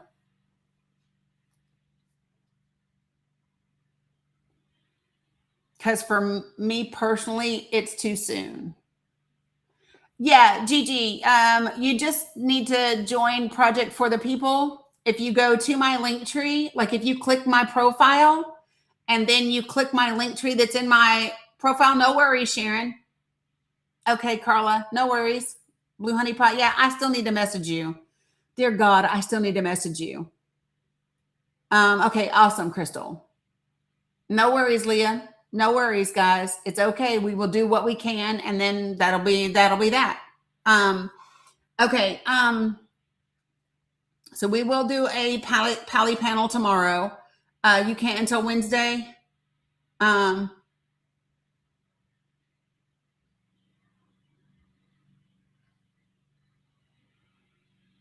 Okay, no worries. Yeah. No worries, folks. No worries. It'll be fine. So just, it's okay. So let me get with Sweet Peaches and find out about tonight so that I can put the information in terms of time and everything.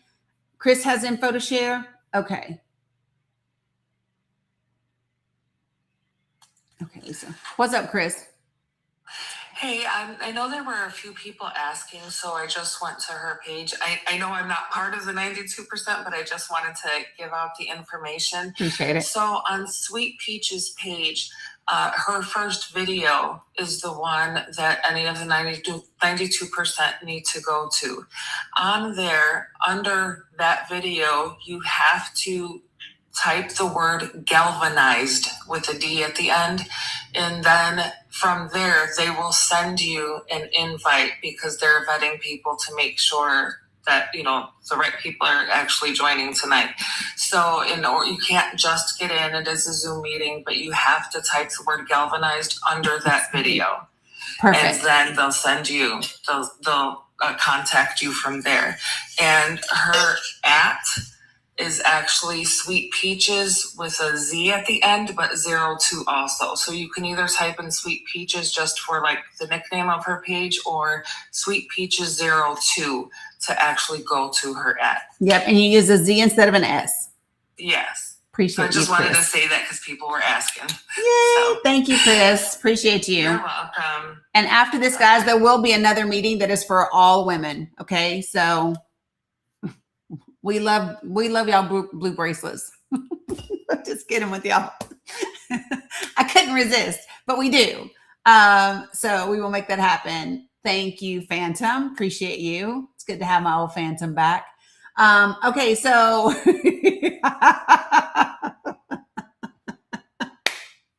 y'all know I love y'all.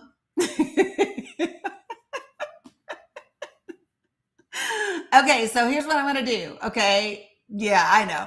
All right. So listen, this is what I'm going to do. I'm going to get with Sweet Peaches so that I can get my stuff together. And I'm probably just going to use the same little presentation. Yes. Yeah. Marty, I want to do that. And I was talking about putting like a meeting for that. So maybe we can make that happen sometime this week. So yeah, appreciate you. Blue Honey Pot, it's you that I'm supposed to text about Bilal, right? My brain, y'all. I do the best I can, but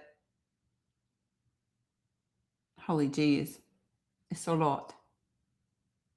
Okay, perfect. Got it.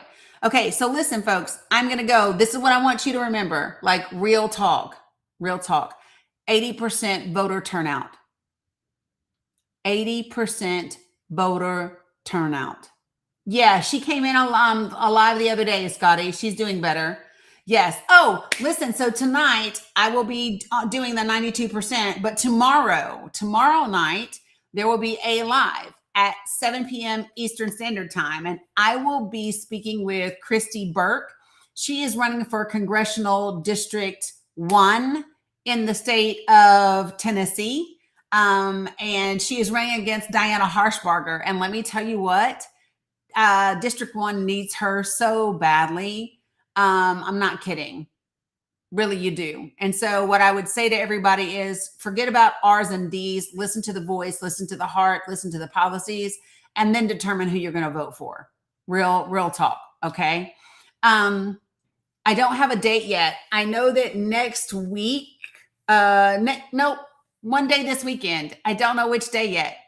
The 15th through the 18th, one of those days, I will be on the John Fugelsang on Sirius XM Progress Radio.